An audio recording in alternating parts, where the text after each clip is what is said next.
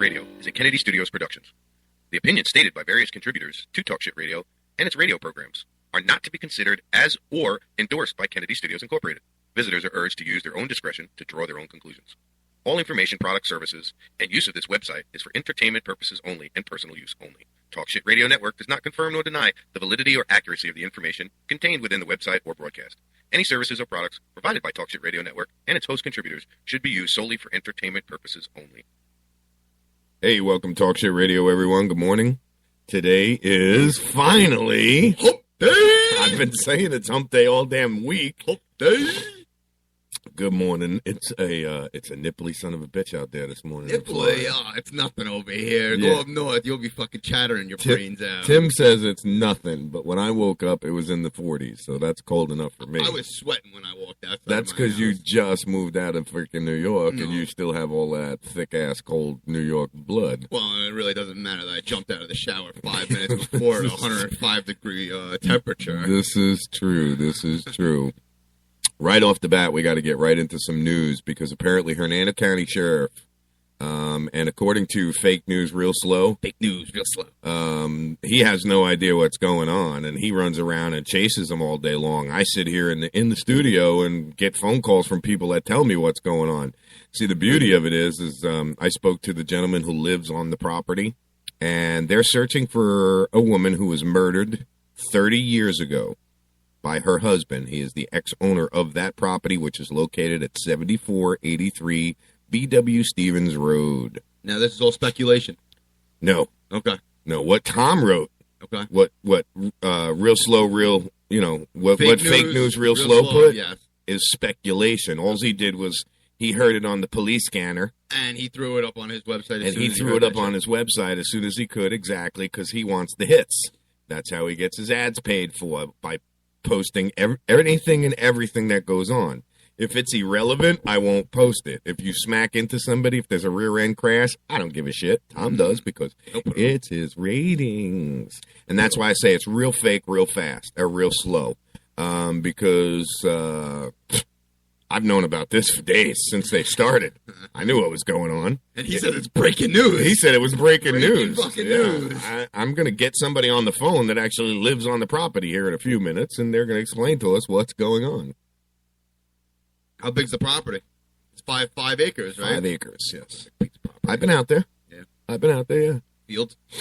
It's a pretty decent piece of property, yeah. It's a nice place. I wouldn't mind living out there, to be honest with you. Is it woods or? It's complicated. I'll take you out there. It's complicated, yeah. Once they're done doing their fucking search, which I hate to break it to them, they ain't going to find no fucking body out there 30 years ago. They're just wasting manpower out there.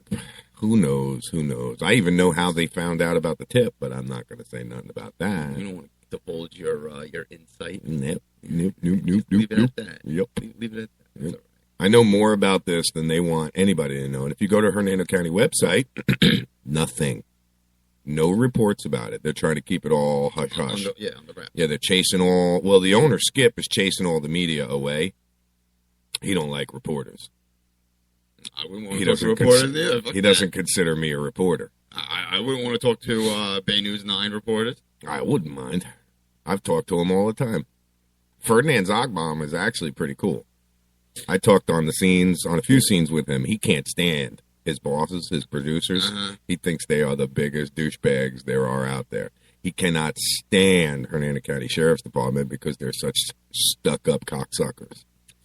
I honestly really haven't even come in contact with any Hernando County sheriffs. You don't want to, bro, really, because they shoot first and then ask you why you said that. Like I said, I was walking on Cat Circle, and the cop passed me 5-6 times, 3, 4, 5 times, and he didn't pull me over or ask me any questions. I mean, they will eventually. I appreciate you patrolling around the area and stuff like that, but how about you stop and ask me what I'm doing?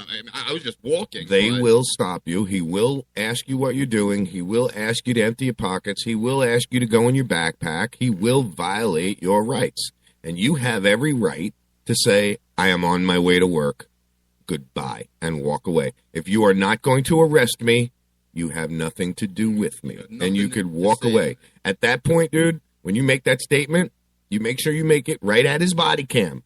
You have nothing on me. There's no reasonable suspicion. I'm on my way to work. Go fuck yourself. and then wave to the camera and walk away. Because at that point, if he pulls out his taser and shoots you, oh, the lawsuit's beautiful, and my lawyer would love it. I take that lawsuit. Yes, you would. I take that. We'd take that right to the company lawyer, buddy. Yep. So anyway, again, just to reiterate, Hernando County Sheriff is keeping a big hush-hush on it. The only reason the media is not allowed on the property is because the owner, Skip, is his name, because I know him personally, does not like you guys. He can't stand journalists.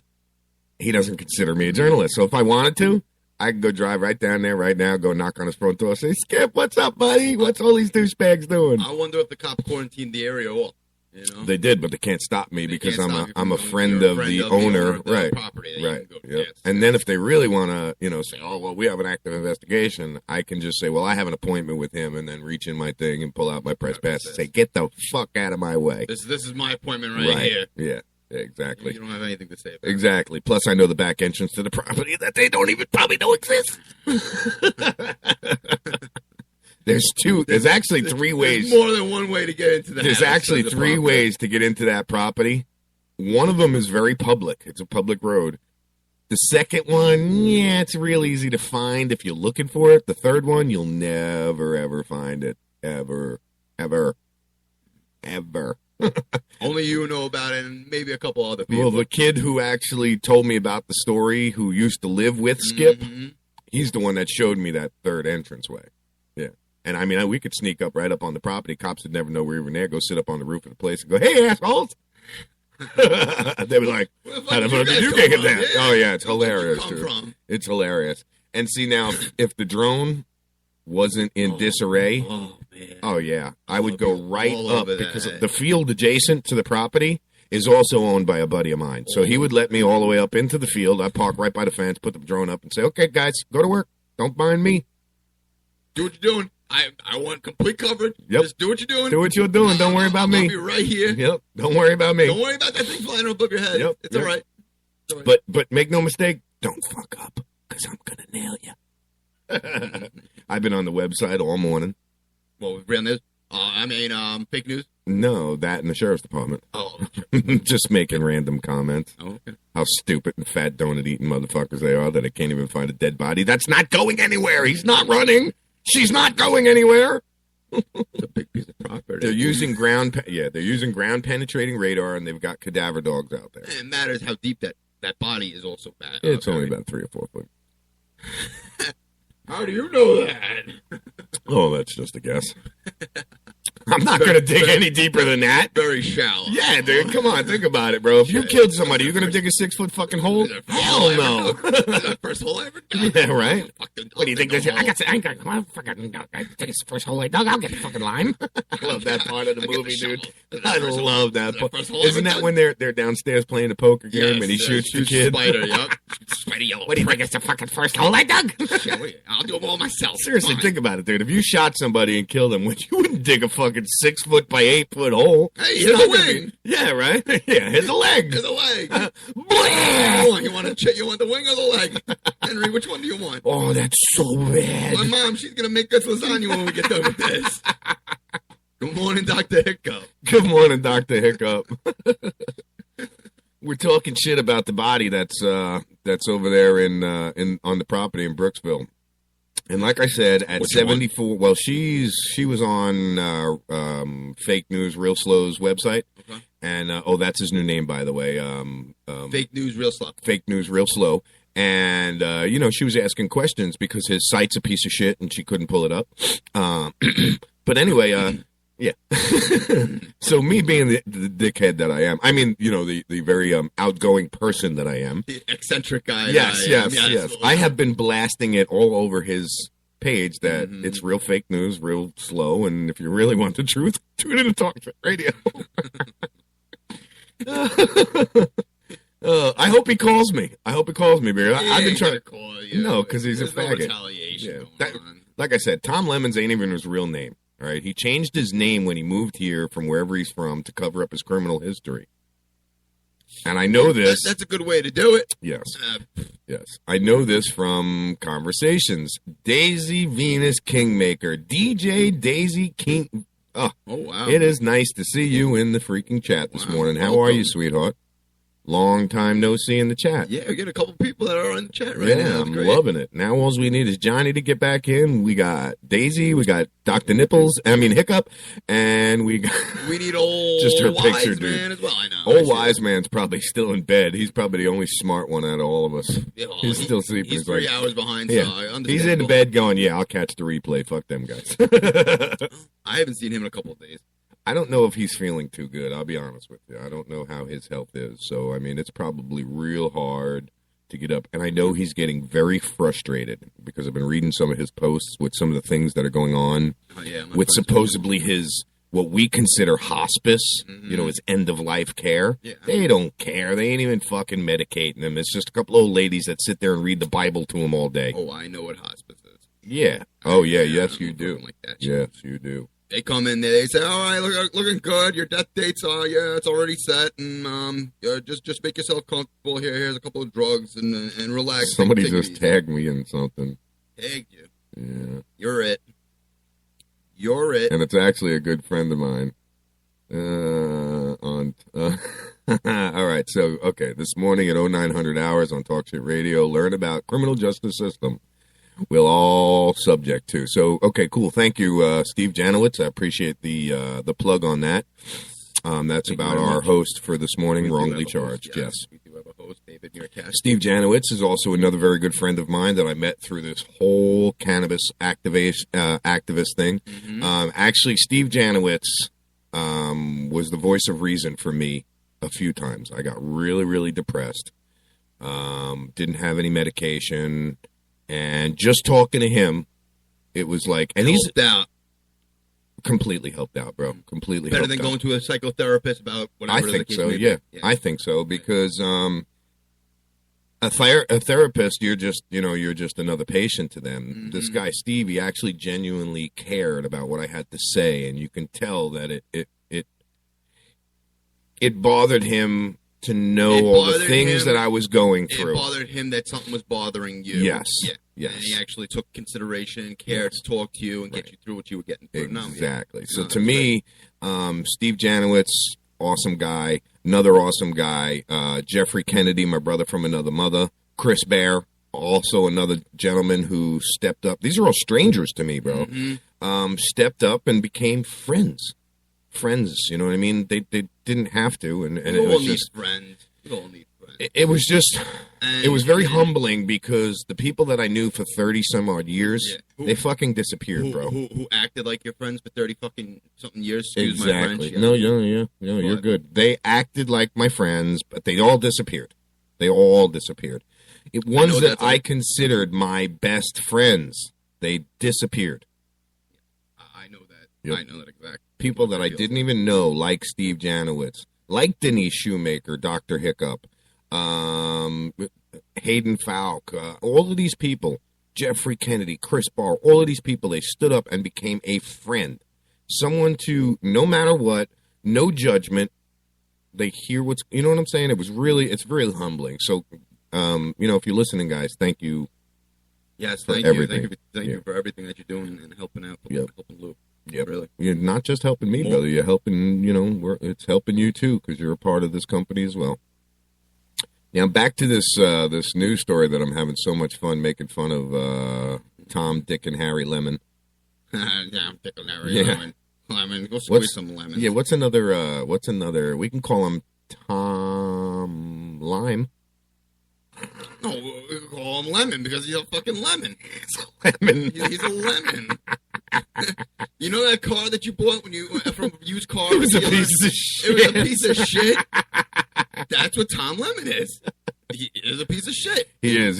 He really is a vulture, dude. He's a vulture. He lives off of other people's bullshits. And I don't know if you realize, but do you remember the story that we wrote yesterday about the whole class action suit that's going on against a certain journalist? You don't remember we were talking about that story yesterday that I read about how the one news media outlet, and I'm not going to go into any names, have been reporting mistruths and all this stuff. Yeah. Yeah, things are right down the road. Yeah, because I'm going to go on and get every freaking body that he's ever reported to about. and blow it up. Blow it up. Blow it up. Not in a a physical. Not in a physical. Yeah, no, we don't have any oil or fertilizer here. Don't worry. My name's Timothy, but it's not McVeigh. I'll tell you that. I didn't even think of that, dude. I didn't even realize what you were saying at first. I'm like, oil and fertilizer. Oh, Timothy McVeigh, don't. Would you spit all over myself? Did you see that? No, I didn't see that. Hell yeah, it came out all over. Let me watch. Oh, great. Now I got to put my mouth on No, that lid. I'm just playing. Oh, that sounded bad, dude. Oh, I got to put my mouth on that? Now I got to talk into that later? Oh, jeez. Oh, little girl. Come here. Come here, little girl. I want piece of candy, little girl. Yeah, so all this news about this this deal out there on whatever it is road there. I got such. I'm so detailed, right? The road out there in Brooksville. We got such good news, such great coverage in Brooksville. You know the situation about the dude in that town with the cops looking for that other thing in that field. In that field, yeah, that's what we're talking about. With the helicopter, Some cops. Yeah, that's what we're talking about. Some jurisdiction. Yeah. What's the matter? You lost? You don't know what we're talking about? Oh, I forgot. This is real fake, real fast. Yeah, that's exactly what it is. And I'm a fucking lemon. I mean, yeah. Anyway, everybody, like I said, I got a phone call last night from the guy who actually lives in the house. And, he hates journalists, but I'm not a journalist to him. No. So he begins to tell me what's going on, and I'm like, are you serious, bro? He's like, look at the news. That you don't see anything on the news about it, do you? There's nothing reporting on Bay News 9 about it. Nothing. And if the cops are doing the search, there should be coverage somewhere. They're shunning the reporters away, is what's going on. And the only reason that Tom Faggot... Because he fucking heard it on a little radio. That's he heard it on his scanner. He drives around with a scanner in his car, which, in conjunction with a CB radio, is a first-degree felony. But we won't say anything. No, we won't say anything. We'll keep that under wraps. Yeah, you can't drive around with a scanner and a CB radio. Not that he does, but he does. Not that he's doing that. Yes, and the FCC can come down and nail your ass harder than you can imagine. Why, I don't know, but... I don't understand that. What I never did. Well, I guess it's because if you hear the cops chasing somebody on a scanner, you can get on the CB radio and announce it and all of that kind of shit. And try to... But that's what... They got Nextels now. Who the hell wants to use the Citizen band? I can call you privately. I'll pick up my cell phone now and call you. You know what I mean? Well, so with the scanner, that reminds me of Fast and Furious. Remember when they were listening to the CB radio, so then like a street race? And, And when the cops are coming near, that's when they all scatter. Yeah. I was thinking the same thing. Like you can't go onto a frequency, a police frequency, and listen to them because you can't track what they're doing but the frequencies are public record. Yeah, that's what I'm saying. So why the hell would it be a felony? I've got a charge or anything. I've got the frequencies for Hernando County Sheriff. Thank you, actually, to a kid that I used to work with, who I don't mention much, who actually I do owe an apology to. So Jeremy Villa. Jeremy Villa is a kid that I accused of some things that he is incapable of doing. Only because I was aggravated at everybody in the world. You know what I'm saying? Oh, I've been there. Yeah. And I accuse this kid of doing some things that it's not in his character. He's just incapable of doing it. Even if he did get pissed off at you, he's incapable of doing the things that I accused of him. But I learned all the frequencies, the call codes, all of that stuff from this kid, Jeremy. And he's actually the one that I started chasing the news with. He's the one that him and I were chasing the news when the bullets started flying that day. Yeah. We were sitting there in front of the house.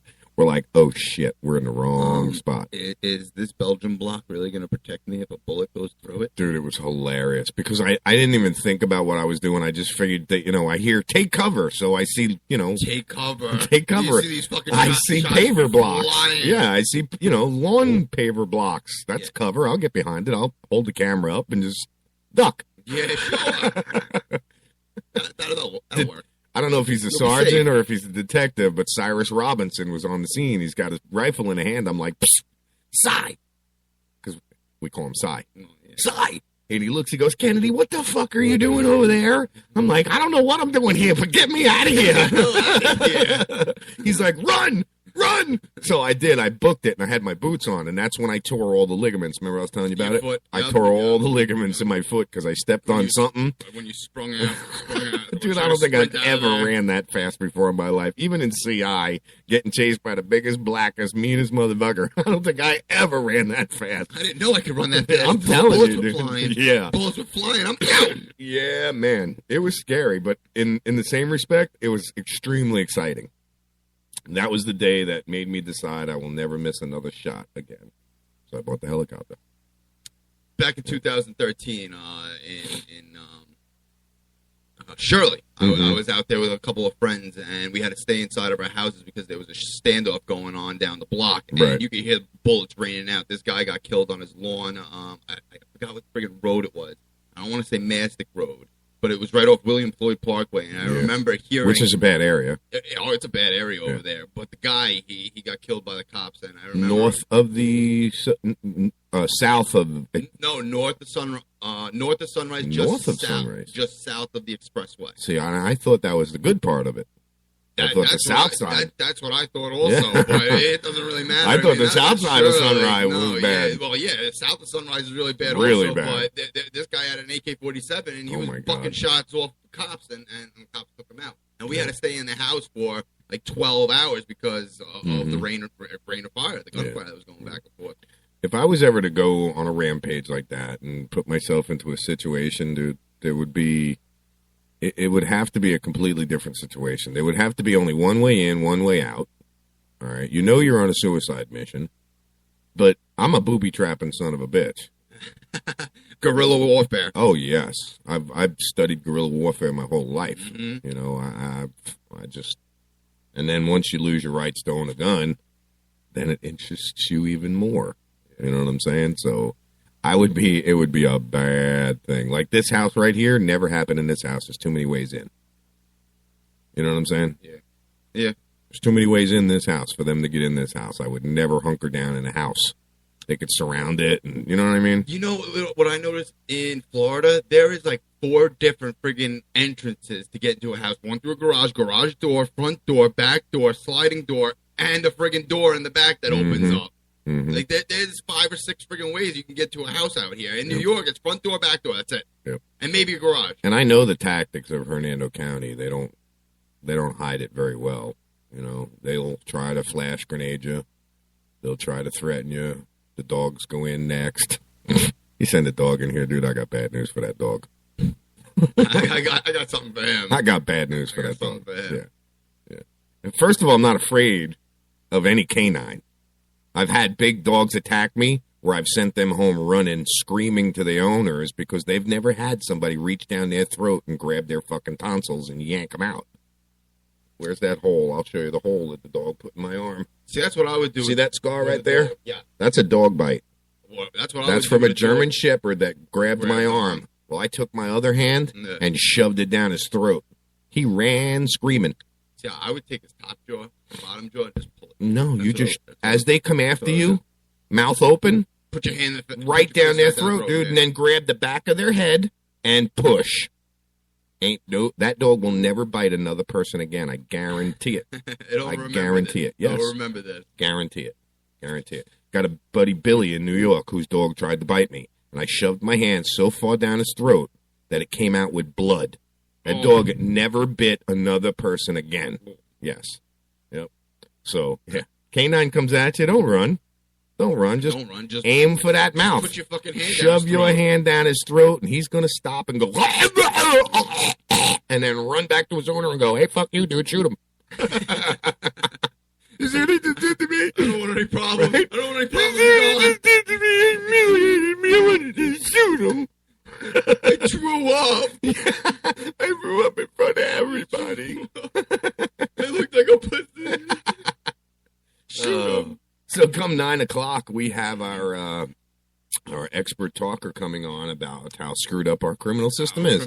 And he is here in Florida, so that's the beauty of it. Yes. He is located here with us, so he knows what we're dealing with. Yes, and we have a lot to talk about with him. Yes. Because he was wrongfully accused, charged with a crime that I'm going to let him tell the story about it. Yes.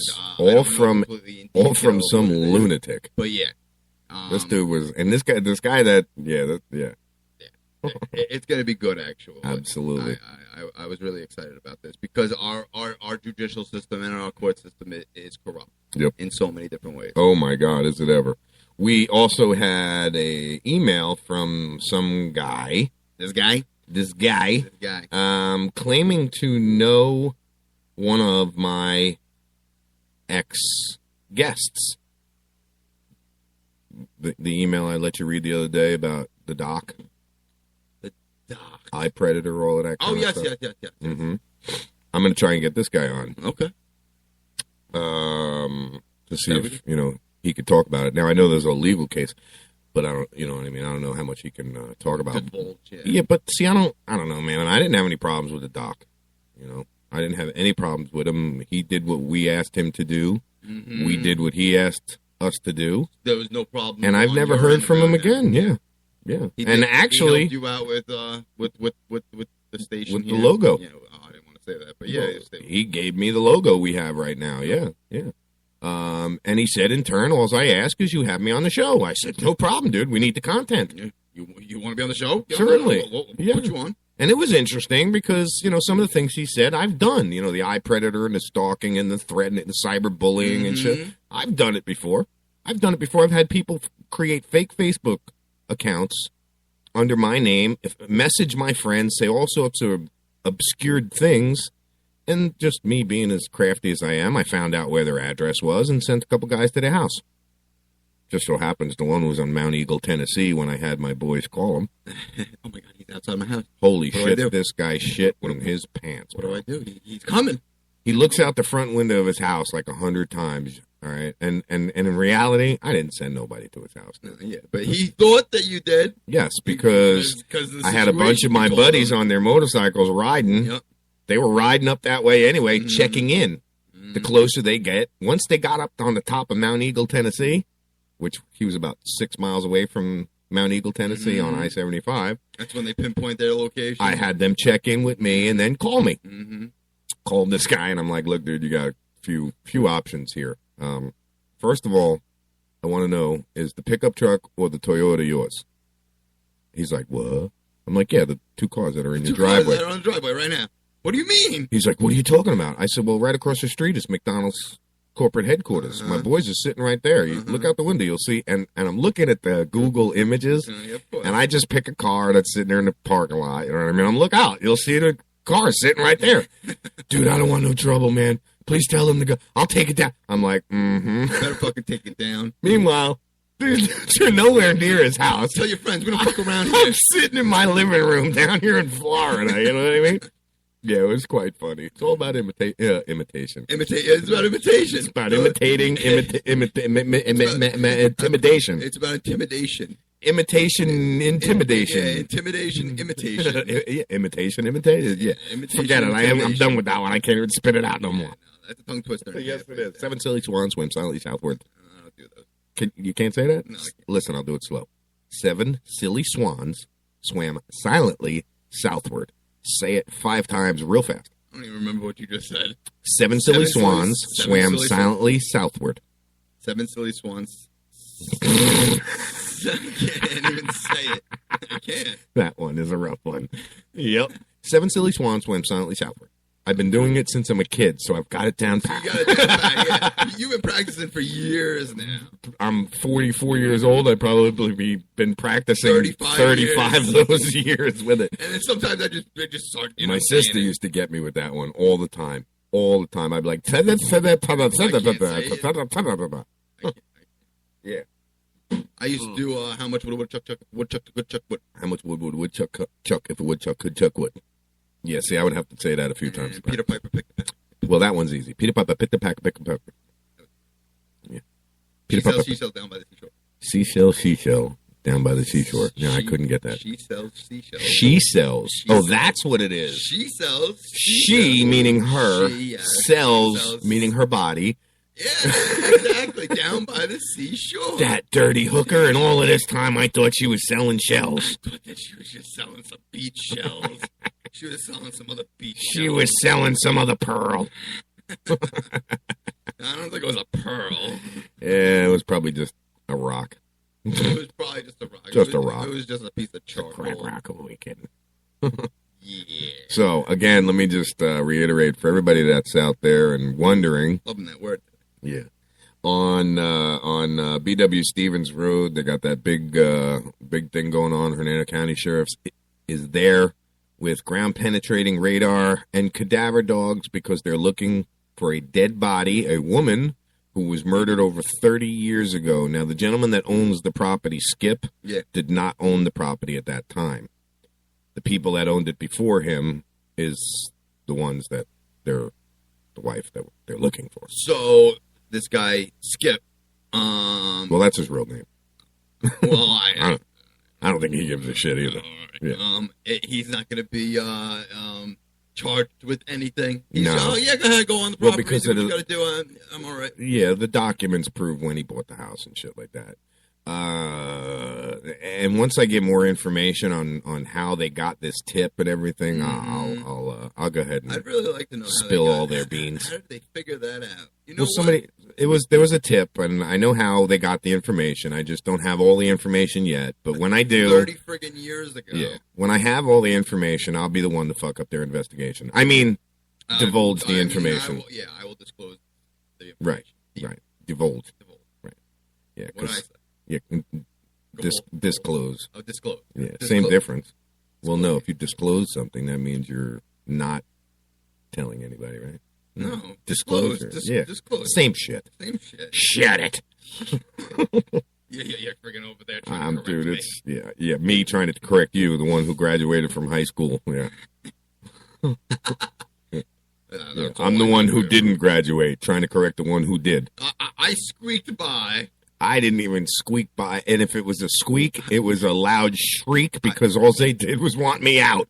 I paid off my teachers. Yeah, my teachers passed me because none of them wanted me back.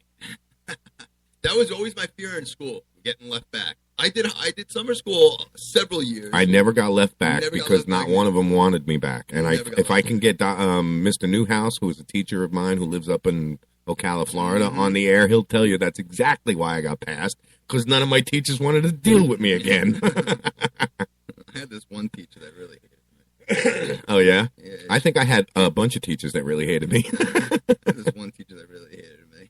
Yeah? What happened? It was the sexual harassment teacher that told me. When you shoved your finger up the teacher's ass? I didn't shove nothing out of nowhere. I was stretching. I was leaning back in my chair and I was stretching my arms back. She just happened to back up into my hand. She just happened to back up and position your thumb in her anus. Happened to be a 23-year-old fresh out of Dowling College. Oh, my God. It wouldn't have been my hand that I stretched out and put in her ass, I'll tell you that. I'd have been like, oh, sorry, I didn't mean to put my face right here. I didn't know. I got... Oh, excuse me, is that your ass? I didn't mean to stick my face right in it. The smoke up there. You do have a good smelling ass. Right. Anyway. All right, now that we're all vulgar and we got out of hand, let's get back. I know, now that we're getting dirty, let's get back to the real news. Let's get back to the fake news, real slow. I don't care how slow it is. It's fake news. Yeah, it is fake news. Oh, I don't want to call him. What am I doing? Oh, wait. Call him on my cell phone. I'm trying to get my little buddy's, this is actually my nephew's phone number, so we can call him up and break his balls and say, we know you did it. You did it. Even though he wasn't even an itch in his daddy's pants back then when it happened. Yeah, I don't think his dad was even an itch in his dad's pants. 30 years ago, yeah, Mikey's 40. Yeah. He was still a baby. He was a baby, but still.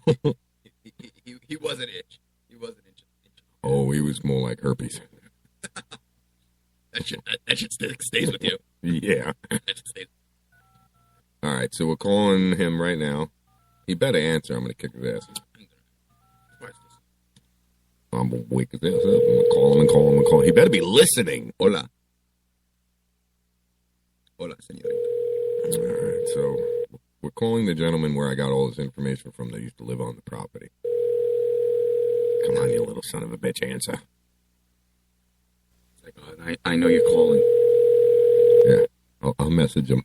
Pick up the fucking phone. It's me calling, jackass. He knows it's you. That's why he's not picking I just messaged him on his cell phone, so now he's getting a... Your call has You son of a bitch. I'm just going to keep calling him. Nice. Just blow up his phone. We We want coverage. I'm just going to keep calling you, little ass, till you fucking answer. I know he's probably sleeping, little dirtbag. Telling you, I'm 8:30 right now. Yeah, I'll spend the next half hour getting this little son of a bitch on the phone. Hello? He's like, Uncle Lou, you're a dick. No. Little bastard. It ain't gonna go through. He's usually up listening. Yeah, that's why he's not picking up. Because he's like, fuck you, I ain't getting involved in this bullshit. I don't want no part of it. Here, I'll send him another message. You little fucker, I just tried calling you on the air. And you didn't answer. You love the way I talk to people. That's the messages I send. Oh, well, look, the police officers are actually doing something productive.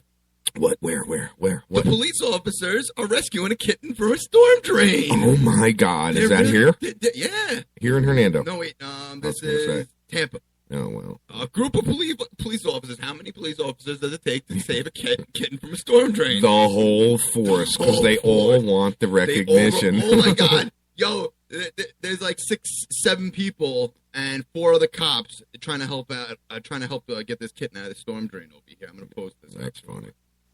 And I just saw this on Bay News 9. That's why I figured I picked it up. That is too funny. Too funny.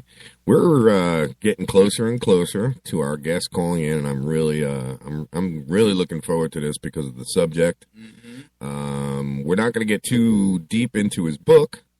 No, because it's not released yet, right? It's not released yet. Yes. Yeah, it's not released yet. But he's going to tell a story, and he's going to skim the surface. He's going to skim the surface, scratch the surface of our judicial system, our court systems. How do you say it? Judicial? Judicial. Okay. I always screw that one up. Judicial. I usually say judicial. I say 2 J's. Judicial. Judicial. Yeah, like it's some kind of Hong Kong Fooey shit. I will use my judicial on you. I will use my jujitsu. I mean, judicial. You know what the worst due process state is? It's Pennsylvania. Yeah, you think so? I thought it would be massive 2 shits. No. Well, Pennsylvania because of the Commonwealth. Well, that's why I figured Massachusetts probably the same thing. But you have a preliminary hearing. Your arraignment. Do they still wear the funny wigs in the courtroom? No. Okay. But they do say, "Hear ye, hear ye." Get the hell out of here. That'd be it. I'd be on the floor and getting thrown contempt of court because I'd be laughing my ass off. I never heard that before until I was there. And they say, "Hear ye, hear ye." Now presiding. I want to get a hold of one of those wigs and wear it to my next court date. What do you think? You think that'll go over good? Oh, that would go over great. That'd be funny. And then you should wear a robe. What do you call them? They're called the magistrate. I don't know. Wigs? Yeah. I need a wig. No, the dudes that wear the wigs. The magistrate, the judge dudes. The judges who wear the wig. Yeah, that would be hilarious if I walked in with one of those. But your arraignment, like in Pennsylvania, mm-hmm. is in the precinct. Like here, when you're booked, you go into the precinct, right? And you wait to go to court. You have your arraignment while you're in the cell in the precinct of Pennsylvania. Precinct in the cell. The judge comes to you through the bars mm-hmm. and gives you your bail and stuff like that. And then you got to wait a month until you get your preliminary hearing. It's such a slow process. Such a slow process. I hate it. So, that's crazy. That is funny. I just I like the fact that they say hear ye. I would freaking hit the floor laughing. I never heard him say that before. Dude, I would die. That would just kill me, bro. All right, so we got 20 minutes. Let me get a couple commercials going. This is where we can have an uninterrupted interview. Yes, yeah. With David Meerkat. So stay tuned. David Meerkat. Yes, author of the book called Wrongly Charged. Yes. So, Talk Shit Radio Network, Talk Shit Radio. We'll be right back in about 3 minutes, so stay tuned. I didn't believe it. Neither did I. No way could you professionally remove unwanted hair, pain-free, and at home. My thoughts exactly. Remove my face and body hair without expensive, painful office visits? Not possible. Great minds think alike. Until I tried No Pro. Mm-hmm. Wait, you tried No-No? Yes, and it works. I use it on my face, legs, bikini line. We're BFFs and you didn't tell me about No-No? Here, this is my new No-No Pro. The most powerful No-No made. Custom treatment levels, less hair in less time, perfect for any skin type. Try it. No hair, no pain, no time-consuming expensive office visits? No, and no. For a limited time, you can try No-No Pro risk-free. You'll also get the facial kit and a travel case. Get weeks of long-lasting results. That's it. I'm getting a No-No. Great minds do think alike. Try No-No Pro risk-free by calling 800-953-2993. 800-953-2993. That's 800-953-2993. 800-953-2993. If you're looking for a better way to clean the air in your home or office, you need the all-new Ozone Light. It's as simple as changing your light bulbs. The Ozone Light looks like a normal spiral type of light bulb. It screws in most standard light sockets, but it's not a normal light bulb. It's coated with titanium dioxide. It's completely safe, but this unique coating kills most airborne bacteria, mold spores, and neutralizes odors. Just one light cleans the air in an entire room and lasts 8 times longer than the normal light bulb. If you have smokers, if you have allergies, if you have pet odors, mold, or mildew, you need the Ozone Light. It will wipe them out, and you have our word. If you're not satisfied with the way the Ozone Light cleans the air in your home, simply return it for a full refund. Call 1-800-380-4095, 1-800-380-4095, 1-800-380-4095, or visit airtimestore.com. That's airtimestore.com. If you are successful at what you do, whether you're a doctor, a lawyer, a business owner, or you have a great career, you understand the concept of protecting yourself. Well, are you protecting yourself, your family, and your assets with quality term life insurance? Consider these possible rates. A man age 45 non-tobacco user could obtain $1 million of coverage for as little as $75 a month. And this rate is fixed for the next 10 years. We specialize in policies of $500,000 and above. A man age 50 non-tobacco user may be able to obtain $500,000 of coverage for as little as $115 a month. And this rate is fixed for the next 20 years. We have great rates for smokers, too. Call the Term Lifeline now. 800-430-1481. 800-430-1481. That's 800-430-1481. In these uncertain economic times, you've got to do whatever you can to save money. One of our biggest expenses can be our cars, especially when unexpected repair bills hit. Not anymore. If you own a vehicle with less than 130,000 miles, is less than 12 years old, has a warranty about to expire, or even no warranty at all, you could stop paying for car repairs. Roadside assistance, towing, and rental coverage are all included. Don't wait for the next repair. Make one free call right now to see if you qualify. If your vehicle is less than 12 years old, has less than 130,000 miles, even if it's out of warranty, paying for car repairs can become a thing of the past. Call us right now and get your car protected before your next repair bill hits. Get protection and no more repair bills. Call 877-229-7271. Again, 877-229-7271. That's 877-229-7271. 877-229-7271.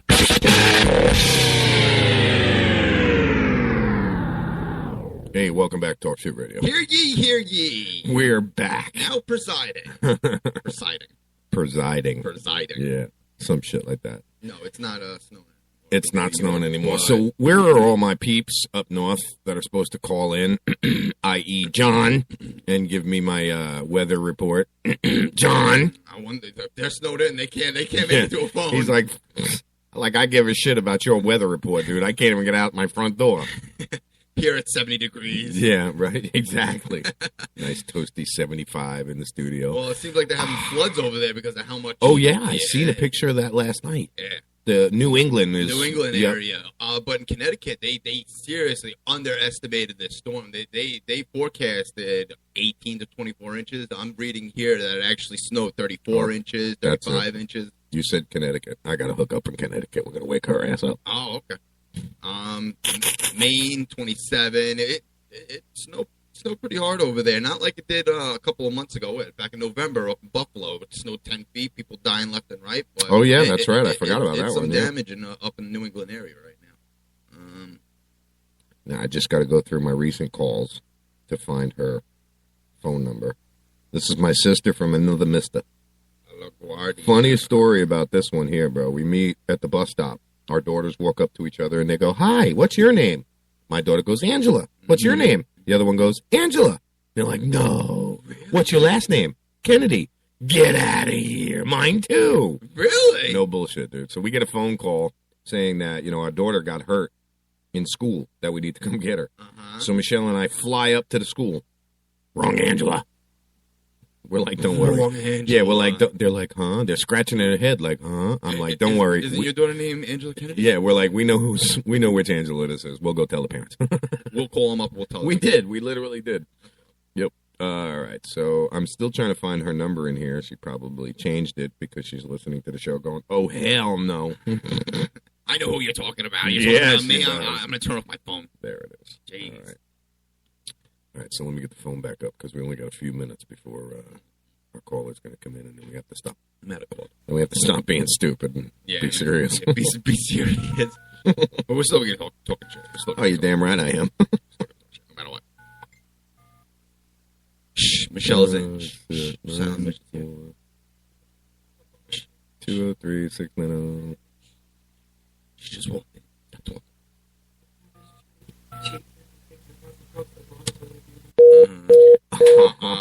See, they changed it. She's like, nah. Told you. So apparently, fake news, real slow, has sent me a message. So let's see what little douchebag has to say. Yeah. Fake news, real slow. Yeah. Oh, I got some timeline review shit first. He's a friggin' lemon. Yeah. Stop talking about me. I'm gonna sue you. Sue you. Go ahead. Do it. Do it. I dare you. Divulge your real name. Hey, Lewis. I don't know.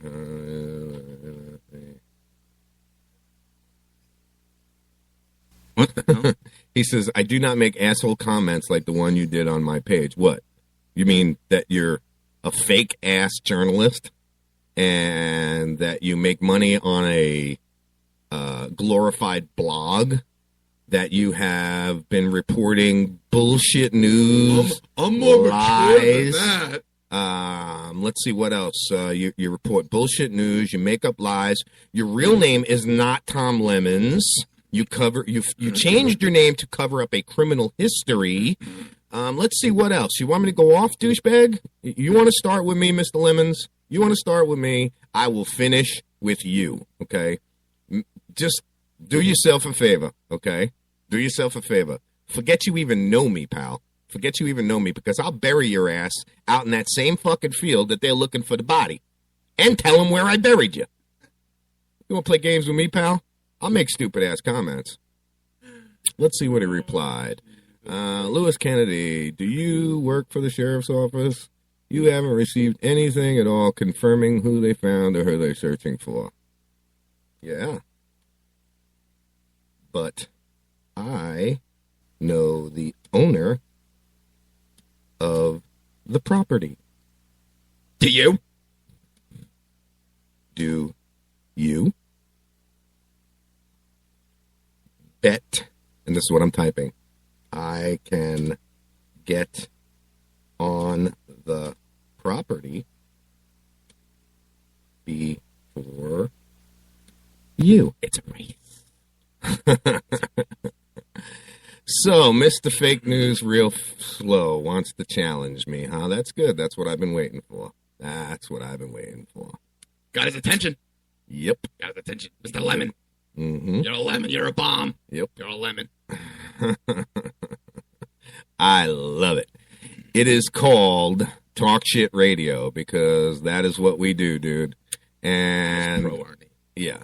I'll put in a little information about Tom. Okay. He bought the website from an old man who started it years ago. He is not a journalist. Tom sat in front of his computer, printed up a picture of himself, put on journalist on it, laminated it, and said, "I'm a reporter." And tagged and then ran around with like a press pass, like your actual press credentials from an actual media source, from a place where when I post stories, they go internationally. Mm-hmm. Right? The difference is that you're a fraud, dude. You're a fraud, and everybody knows it. You're what's considered an ambulance chaser. I was going to say that. Yes, that's all you are.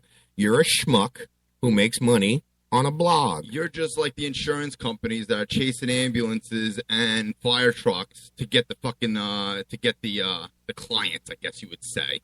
So now I'm going to reply. I don't know what your problem is. My problem is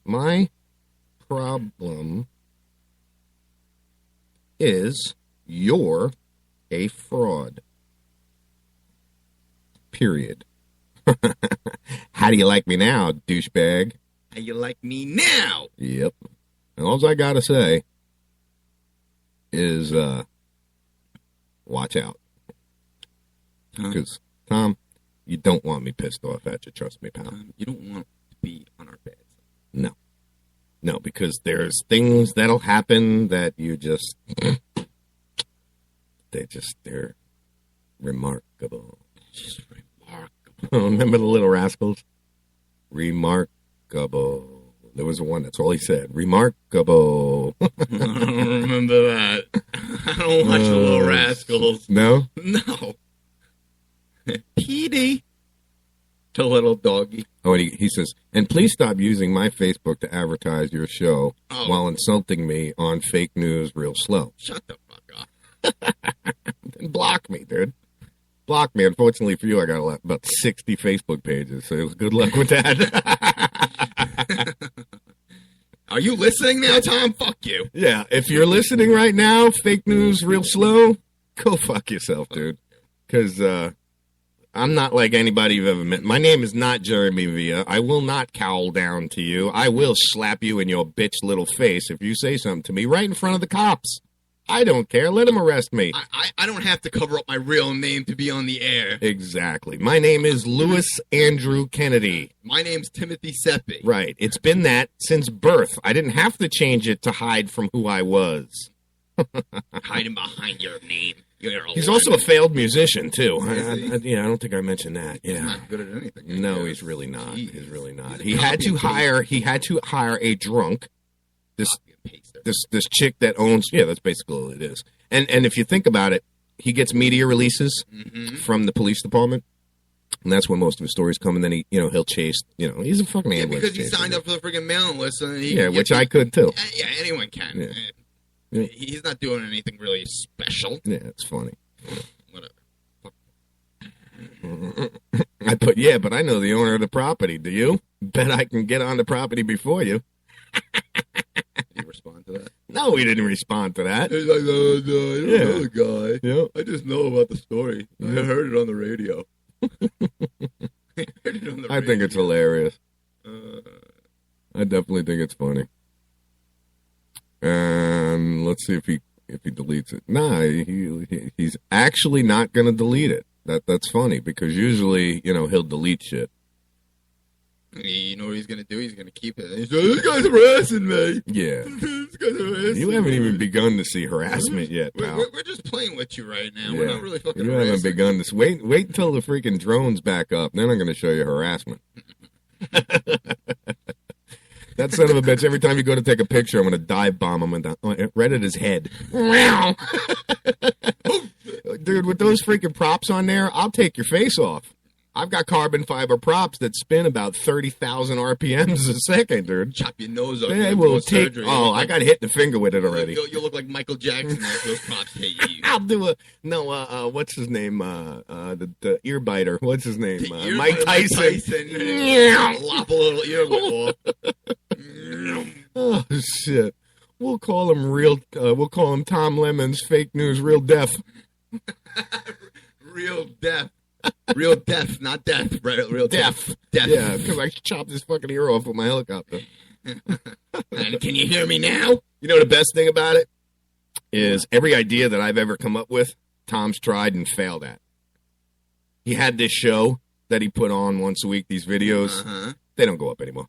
he had this idea to go on the radio. He advertises it, but they don't want him. I spoke to the radio company. They don't want nothing to do with him. So yeah, that's why he has his own little fake news.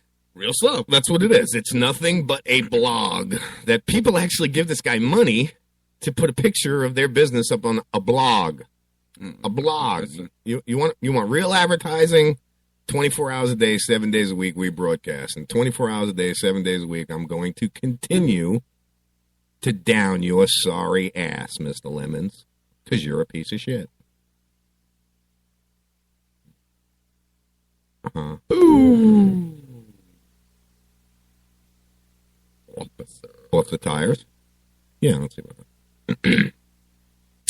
So, yeah, this is, I bet you Dr. Nutt would have a ball with this. He'd be like, Lou, you're eye predatoring. You're eye predatoring? Yes, you're eye predatoring. You're bullying. You're hazing. You're bullying. I'm going to drop a slip on you. Yeah. I'm telling. I'm going to be mad at you. I can't wait to see him out on the street again. Let's see what happens. I guarantee he doesn't even have the balls to come up to me and say something to me.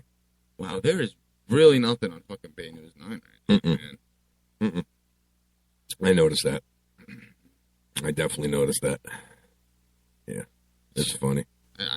I can have dude. We could just cancel everything we got and talk shit about Tom all day. Yeah, we can sit there and talk shit about Tom all day and fight with him back and forth. Yep, he's funny. He cracks me up. I never liked him from the beginning. Never once did I like him or trust him. He's always been a snake. He's been a snake. He's always been a snake. You know, snake in the grass. Yeah, this thing's coming down the pike, and that he should watch his ass. That's all I gotta say. Things in the works. Things in the works. Things in motion. Yeah. Like bike pedal. Like bike pedal. Like helicopter blades. Yeah. Like propellers on helicopter blades. Yeah. All female Ghostbuster cast chosen. What? All female Ghostbusters. Are they going to be naked? You're going to catch some ghosts. That would stop me. If I was a ghost and I seen a hot looking naked chick, I'd be like, okay, take me away, baby. You know that fat actress, Melissa McCarthy? Melissa McCarthy. Yes. Jenny McCarthy's sister, yes. Yeah, she'll be in it. Really? Yeah. She's hilarious, dude. Yeah, she's fat and ugly. Who cares if she's fat and ugly? Freaking Tom's skinny and stupid, but you don't see me. Well, okay, I'm saying a lot about him because he is a retard. You know what he's going to do? He's going to go run into his little lawyer that he's got. And he's going to say, can I do anything about this? Yeah. Can I do anything? You can do what you want. You can file all the paperwork you want. I'm only going to wipe my ass with it. And send it back to you. Yeah. Yeah. We'll put it into nice. You want the radio? You want to sue me for the radio station? Sue me for it. You can have it. I'll give it to you, dude. Still doesn't mean that I'm going to stop. Oh, maybe I should get that phone. Make sure that phone. Oh, yeah. The phone. Because he's going to be calling in any. Wow, what a friggin'. That's Speak the of shit. The devil. Good morning, sir. How are you? Very good. Good morning, David. How are you? This is Tim. How you doing, Tim? Good. David, you are live on Talk Shit Radio, Talk Shit Radio Network. Welcome to the show. Welcome to the show. Thank you for coming in. You're welcome. I just wanted to see how you're doing today. Very good. David actually is an author of the book Wrongly Charged, and I'm going to let him tell his story about what had happened because I don't want to mess anything up. Yeah, we don't want to tell too much. For our listeners, could you just give us a synopsis about what had happened? Yeah, basically what had happened is I've been in the locksmith business for over 30 years. It's a very competitive business. Once those big box stores opened up, it killed the business. Everybody goes into those stores and buys the things for cheaper than what that we can actually sell them for. It's unbelievable. So basically, the business had been doing very bad, and me and my partners decided on a kind of crazy advertising scheme. And what we did was, which wasn't nice, we picked out 4 or 5 of the larger locksmith companies here in the South Florida area. Yeah. And what we did is, and we checked with 3 attorneys before we did this, we advertised similar names. Mm-hmm. So, for example, if the name of your company was ABC Lock and Security, we advertised ABC Locksmith. Okay. we were able to infringe in a way on some of their customers, of course, which in most cases is a civil matter. If somebody infringes on a trademark or an idea, it's a civil matter. But there was a police officer in the Palm Beach area that decided, since one company does work for the whole town of Palm Beach, that he would try to make this into a criminal matter. And that's exactly what he did. They did an 8-month investigation and wound up setting up a sting and put me, myself, and 2 other locksmiths through hell. I mean, the nightmare and the expense that they gave Palm Beach with forensic experts. I mean, I actually was the front page of the newspaper on August of 2013. And I read that article, and it said you were the mastermind, supposedly, of this whole entire endeavor? Well, if you want to call it a mastermind, I'm a very smart, intelligent businessman and figured out a way to make my phone ring. No, yeah, of course. And he wasn't too happy about it. No, I can understand that he wasn't too happy about that. But now the charges that were brought up against you were ranging from petty theft and laundering money? No, actually, the charges were much more serious. There were 3 locksmiths involved. The first one, when they set him up, they actually let him do the job. Okay. And they arrested him and charged him with burglary of an occupied dwelling after they paid him for the job. And then it went on to another one. They set him up also. Very interesting reading. In my case, they didn't know what to do with me. So they decided to charge me with organized scheme to defraud and money laundering. Okay. Just to put charges on you. Well, yeah, and the problem is what most people don't understand is that you're guilty till proven innocent, because you got to be arrested and you have to bond out and spend thousands of dollars. And even if the case is dismissed, unlike a civil case where you can get your court costs and attorney fees back, that's it. You pay for everything. Yeah. If you're found guilty, you pay. If you're found not guilty, you pay. Exactly. And that's what happens in the criminal system. And that's why I had to write this book, to explain to people. People don't understand what the average person goes through when they get arrested. Even for a simple traffic infraction, you go through the same system as you do as if you're a murderer. No, yeah, through the same exact court system and through the same due process. Now, is the laws here a little more stricter than laws in another state pertaining to this matter? Well, for example, I come from New York City. Yes, that's where I'm from as well. And I got to be honest with you. If you called up, you owned a locksmith business in New York City, and you called up the police and said, you know, there's another company that's advertising a similar name than mine. The police would say, what would you like me to do? Take them to court and sue them for infringement. That's exactly we can't arrest somebody for something like that. It's not a criminal charge at that point. It's not a criminal charge. And the thing is, I never would have done it if I didn't check. I didn't do this and just wake up one morning and say, you know what, I'm going to do this. I checked with 3 different attorneys. Yes. And as I point out in the book, there's actually a law in Florida. The companies that were involved never had these names registered or trademarked. All they had them was filed under the Florida fictitious name affidavit, which means that, and it's an interesting law if you read it, it says that registration under this act does not reserve the name against future use. So it's plain and simple, means if you're ABC Locksmith and I want to be ABC Locksmith, I don't think they should register 2 with the same name, but that's, you know, a loophole in the law right now. Yeah, it's a little loophole that they can use. I see. I understand. I mean, like I said, I never said what I did was nice, but it wasn't criminal. No, I wouldn't think it was criminal at all. There's actually, I think, a furniture store that I heard about around here.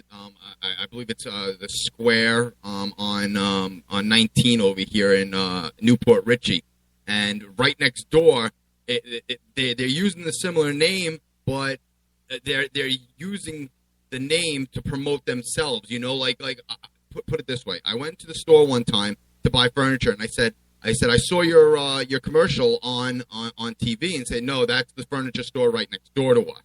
and basic similar situation that you have going on right now. I don't know. Yeah. I don't think that there are criminal charges brought up against this furniture store. No, there's never criminal charges. This was an isolated incident. Yes. And I got to be honest with you, I believe the state attorney, the only reason he brought the charges was there was a lot of pressure from 4 or 5 firms, and they spent, I mean, think about what it must have costed, an 8-month investigation with forensic experts. You would have thought that I was a murderer or something like that. To hire forensic experts on a case that basically, I mean, everybody I've explained the story to said, why were the police involved?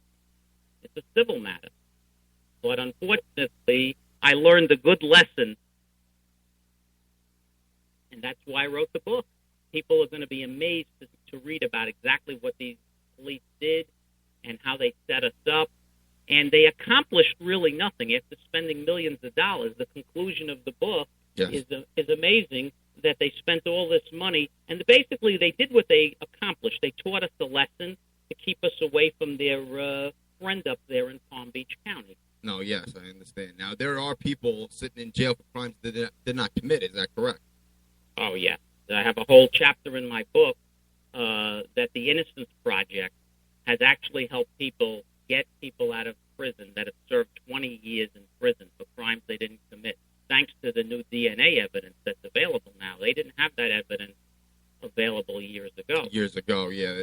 That's basically pretty new to the departments here. Yeah. Why do people plead guilty to crimes that they didn't commit, though? Well, it's an interesting story. You know, we had a judge here in South Florida, and she was pulled over in Boca Raton, and somebody observed her drinking, or she was, erratic all over the road, and they pulled her over, and she wouldn't get out of the car, and she gave the guy a hard time. I have a whole story about that. And this was a judge you're talking about? Yeah, this is a judge. She's still a judge. Yes. It's amazing. And, the problem is that the laws are different for judges, but for the average person, here's the problem. If you're charged, let's say, with grand theft, and it's your first offense, it sounds like a big charge, but grand theft in Florida is $301 shoplifting charge. And you go to court, and the state can offer you as little as probation and maybe a little restitution. Mm-hmm. Now, here's the funny part. They will ever give you that if you say, you know what, I'm going to go for a trial. I want to, hear my day in court. And what happens is, if you refuse the plea deal, they won't offer you the probation. If you're convicted in Florida for grand theft, it's up to 5 years in prison. Wow. Yeah. I've never heard of one case where someone went to a trial, other than this judge, that was found guilty and didn't get any sort of jail time, because after all, it's an expense to the state. So that's why they punish you, basically. But being that she was a judge, she got off light, is what you're saying? Well, what happened was, it's interesting. She was offered a sweet deal.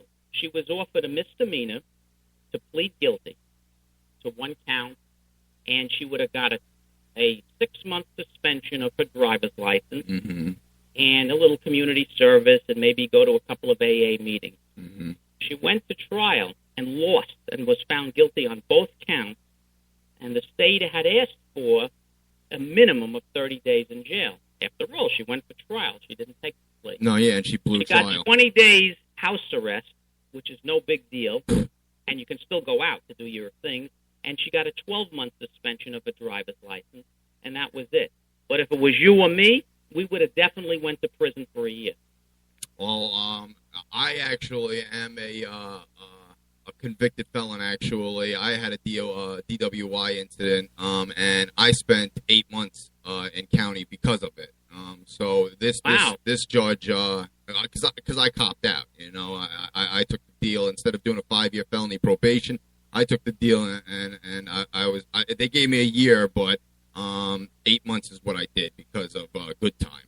Wow. Good behavior. On a first offense? Second offense. Oh, okay. That's exactly why. Because it was inside of a year. That's the problem. It was inside of a year. My first offense, I got community service. I didn't do the community service, so they put me on probation, and I got arrested again for another DWI. Yeah. So that really didn't help me out, with the prior.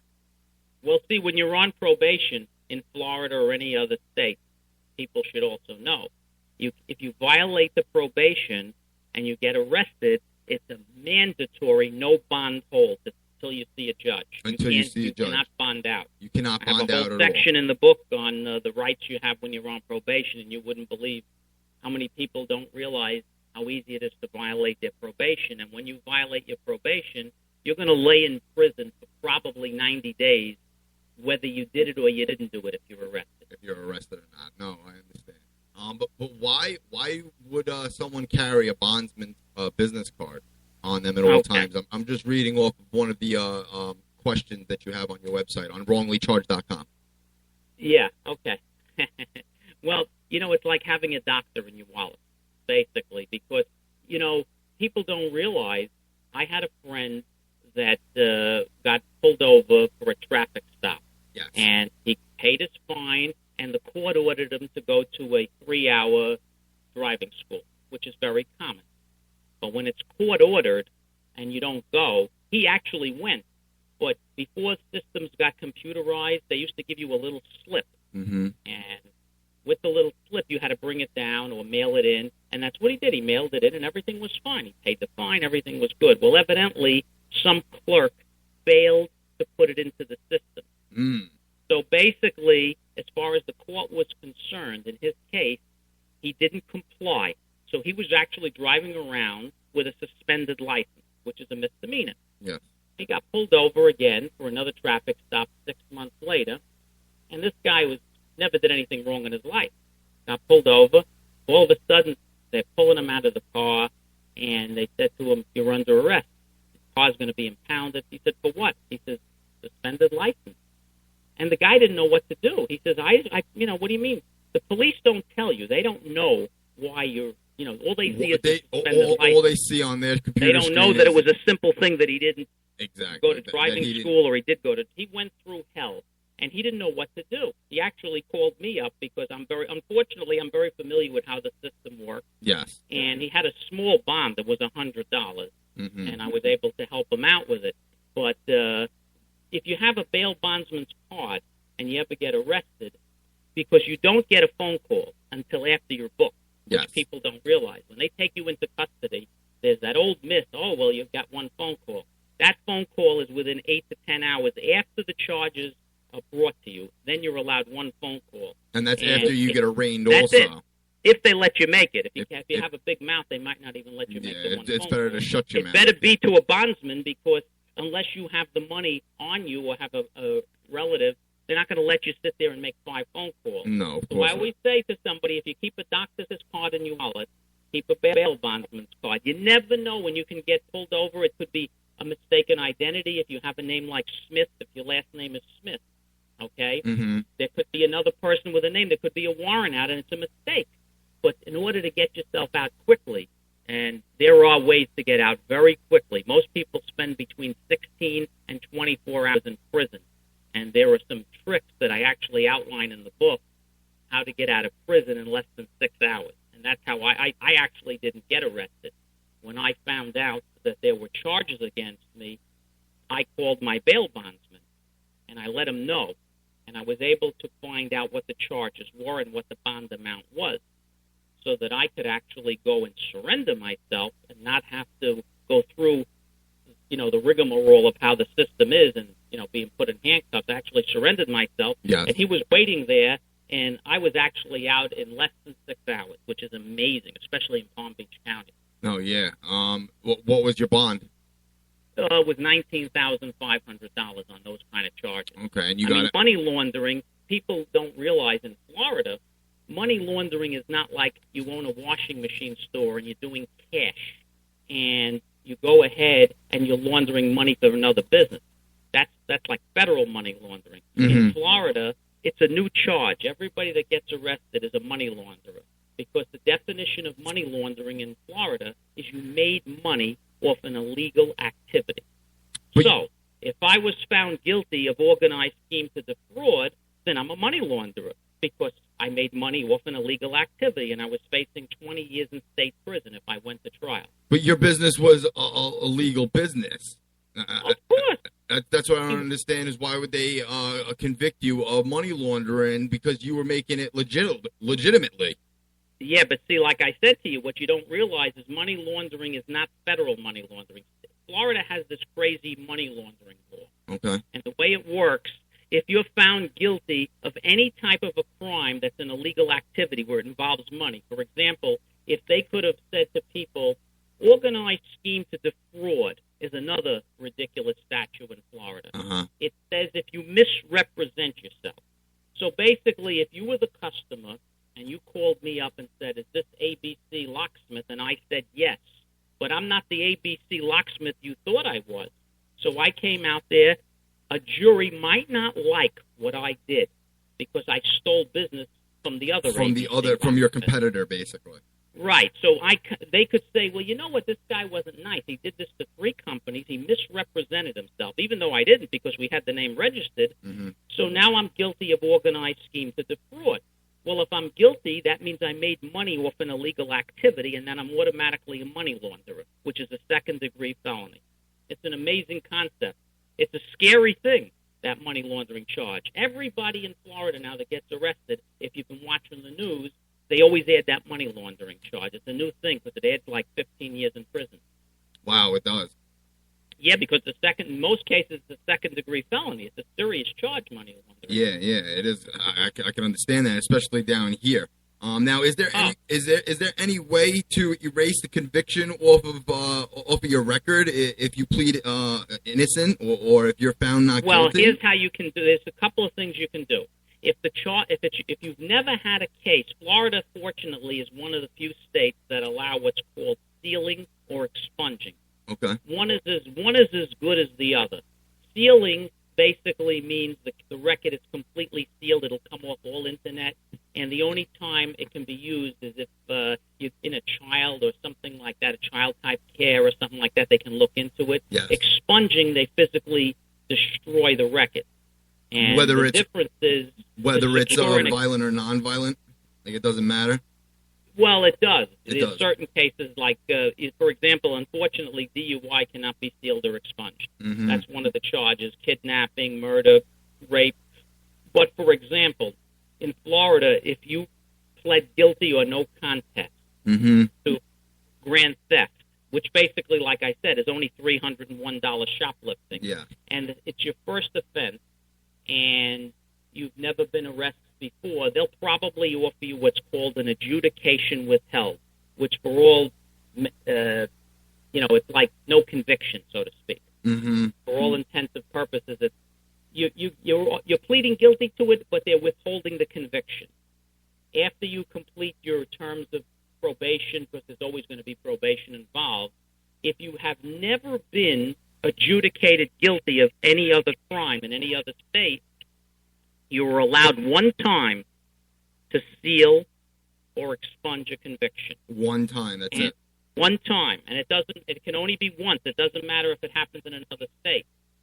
So basically, you can apply for $75, and you got to get some paperwork. Yes. And I teach people exactly how to do that, and you can have the case sealed or expunged, and you can lawfully deny that you've ever been arrested. And there's documentation that you need to show that you're you got a job, you have an apartment, that you're paying your bills, that you're paying your taxes. Nope, you don't need any of that. All you need when you apply is a copy of the certified disposition, which shows that the adjudication was withheld, and then you have to apply to whatever state you're in. In his case, it's Florida, to the Florida Department of State. They give you a form, and you have to be fingerprinted, and it takes a few months, and they give you what's called a certificate of eligibility, which basically means you're eligible. And then it's just a matter of, paying an attorney a few $100s to go to court, and then you can have it sealed or expunged, and then it comes off the internet completely. And you can legally carry a weapon or do anything you want if the case has been sealed or expunged. There's no restrictions. There's no restrictions, because being a felon, you cannot own or carry or have any kind of weapon. Well, there's exceptions to that also. I have a whole chapter about when I was a young little guy, did something wrong, and in New York, I had a criminal mischief charge against me, which at that time, and it's just mischief. Years ago, it was considered a felony. Yeah. And New York is a non-expungement state, unfortunately. They're one of the states you can't expunge. But there are other things you can do to get your civil rights restored. And Florida, it's a funny state. I had a case against them where I had actually got my weapons license, and it was taken away from me. And I challenged them, and I beat them in a landmark decision. Because my civil rights were restored in New York. They were restored in New York. Ago. Okay. Now, when you moved down here, that criminal mischief charge followed you for your case. Yeah. Right? Unfortunately, if you get arrested in New York, you can't steal or expunge it. And the funny part of it is that because it happened in New York, I could never steal or expunge something in Florida. No. Because New York is a non-expungement state. So technically I was adjudicated guilty. They don't do withheld either in New York. So there's no way if you have a charge in New York and then you get arrested in Florida, even if they give you a withheld in Florida, you can't expunge the Florida one because of your New York one. They don't do withheld in New York, unfortunately. It seems like you did your research on a lot of the laws that are that pertain to your situation. I guess after being convicted of these charges, you started doing a little lawyering for yourself. Yeah, well, I'm actually I've won that landmark decision, and which everybody was amazed. It made Westlaw because when I lost the first appeal, I filed with the 4th District Court of Appeal. I actually have the opinion in my book. I actually was so proud of it to beat the state of Florida that I actually put the opinion that was issued by the Court of Florida in my book, the actual mandate and reversal. And it was a major accomplishment, because everybody told me, you can't, you can't do that. I says, well, I read the law very carefully, and the law says in Florida you may not possess a firearm if you're a convicted felon. But it also says this statute shall not apply if your civil rights have been restored. Plain and simple. And they tried all kinds of nonsense saying, well, your civil rights were not restored in Florida. Well, how could you restore my civil rights in Florida when they were never taken away? They were taken away in New York. They were taken away in New York, not in Florida. It took 2 years, but I don't give up. No, yeah, you stuck with it. I don't give up that easy. No, I could see you're a very persistent individual. I should have been an attorney, my mother said. That was my next question. Are you going to be a paralegal at one point in your life? I'll hire you. You know what? I love criminal law. Yes. I actually have some attorneys that call me up to research certain because I won that case and they can't believe that I actually beat them. No attorney, by the way, wanted to take that case. They all said it was a loser. I actually found a young lawyer, which I had contact with a few weeks ago. She moved away from Florida. She just got out of law school. Mm-hmm. And she said, David, this case can't be won. She says, but I'll charge you $500. You did all the legal work, but to file a brief, I didn't know how to do that. And she did it. And I'll never forget that phone call on Christmas Eve in 1989. Now, she called me up. She was, obviously her name is on the opinion. On the opinion card, yeah. On the opinion and it was board. an amazing opinion. It made the front page of a lot of newspapers because, here's a little guy that beat the state of Florida in a landmark decision. And, of course, I made the newspaper again. Oh, yeah, a front page on. Well, it wasn't front page for that, but they made a big thing about it on the news because they started doing things about convicted felons, having a weapon. A convicted felon, there's different types of convicted felons. Criminal mischief, as far as I'm concerned, is not a major crime. No, I wouldn't think it's a major crime. I would think it's criminal mischief. You're a kid at the time. Yeah. I mean, it wasn't like I was arrested for armed robbery or something, and now I'm carrying a weapon. That's like trespassing. I don't like trespassing. They're acting as like a burglary. Now, I know in New York, trespassing, it's a pretty heavy offense over there.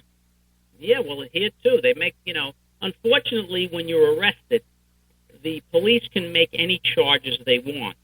And they can make it to where certain charges, for example, like burglary in Florida, is a life felony. You can get up to life in prison. Wow. And that's a non-bondable offense. Yeah. You actually have to sit in prison and wait till the judge hears the case. And God forbid you have any priors, you probably will sit in jail till trial, even if you didn't do it. And trial, people don't understand. And trial could be 3-4 months from when you get arrested.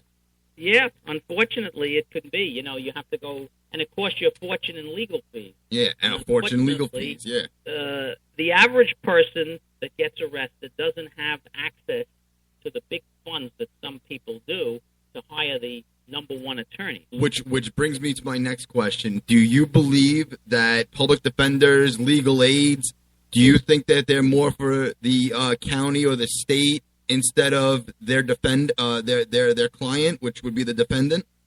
Actually, no. The public the defenders are actually pretty good. And one of the guys that was arrested, he started out with an attorney, and it got very expensive, and he wound up hiring the public defender he used, and he did pretty damn good. He did very well. He did very well. But it was, they really help their clients. Unfortunately, they don't make a lot of money, and I think they do that as an apprenticeship before they become partners in a law firm, or if someone else wants to hire them. But most of them are actually pretty good. I've heard of people that use legal aid that got just as good of defenses, unless it's a murder trial or something like that. Because don't forget, when you work with legal aid, you actually work in the state attorney's office. So if Joe is the state attorney, you probably work next door to him. And you go in and you talk to him and say, hey, I got a client here. He never was arrested before. So they actually do pretty good. That's exactly what I was thinking. I mean, the public defender and the prosecutor, they're having lunch every day. They see each other every day, and they shoot the shit.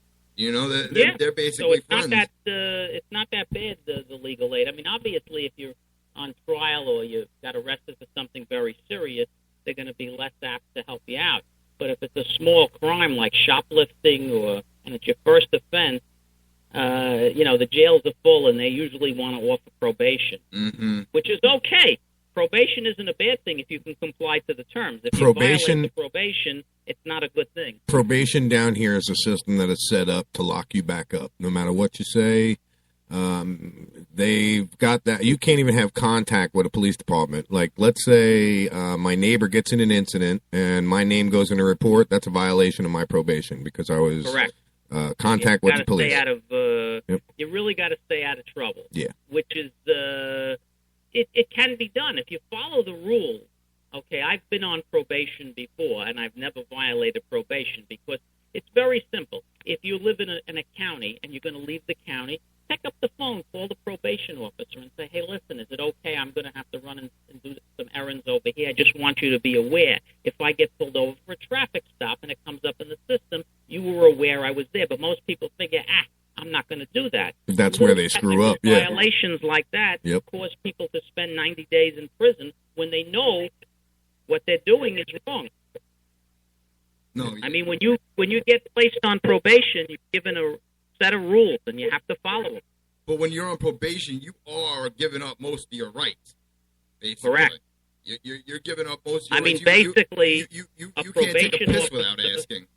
Without your consent, can come to your home, your vehicle, or yourself and search you. And if you say no, it's a violation of probation because you're giving them the right to search you or do anything they unauthorized and unannounced. They can come to your home. I've had it happen. Yeah. They can come to your home, and if you cooperate and there's no find any drugs or anything, you're fine. Are you still in the locksmith business after all this? Well, not really. I'm helping. I actually sold my locksmith business to somebody because I was busy writing the book, and I help them out from time to time. But I spent so many hours and researching to do this book to make it so perfect. It was amazing. I mean, people that actually became available now as an ebook before the actual print release, and I've had hundreds of phone calls already. People, they give you actually a free chapter online to read, and it's amazing how many people enjoyed it. When is it going to be released? We're hoping within 8 to 10 weeks for the print copy, but you can download it at Amazon now for $8.99. The book is available. Very nice. When did you start writing it? Did you start writing it as soon as you got done with the... Yeah, I actually started in April of last year, and I finished it in November. And wow. It was a lot of work. That's a lot of time sitting in front of a keyboard. Well, I wanted it to be not just a story about what happened to me and the two other locksmiths. I wanted it to be a book to help other people understand that what the average person goes through when they get arrested, from the time they're taken in to the time they're booked, and how they're treated, and how beautiful it is inside the jail, and how nice you're treated. How beautiful it is inside the jail. Don't you love those trays? Well, you know what's funny? I said this, and I put it in my book. I said every judge, should have to go through the system, as I call it, one night, just so he could see what it actually takes to go through from the time you're booked to how they treat you. I agree with you there. How filthy and dirty it is inside there. But I don't think it should just be the system. I think the judge should have his house raided, be forced on the ground at gunpoint, have a boot slammed on his head after he's in handcuffs, have his wife thrown in handcuffs who's disabled and slammed on the floor, and then and only then here in Hernando County and Florida will they have an idea of what their stormtroopers do to people. Yeah, well, the problem is that, like, if you want to be an attorney or a doctor, you have to intern. So I always said a judge should actually, I'm not saying he should be put in a cell with other criminals. He should actually have to just, one night go through the booking system and see what it actually entails. And then maybe he wouldn't be so apt to throw someone in jail for a minor offense.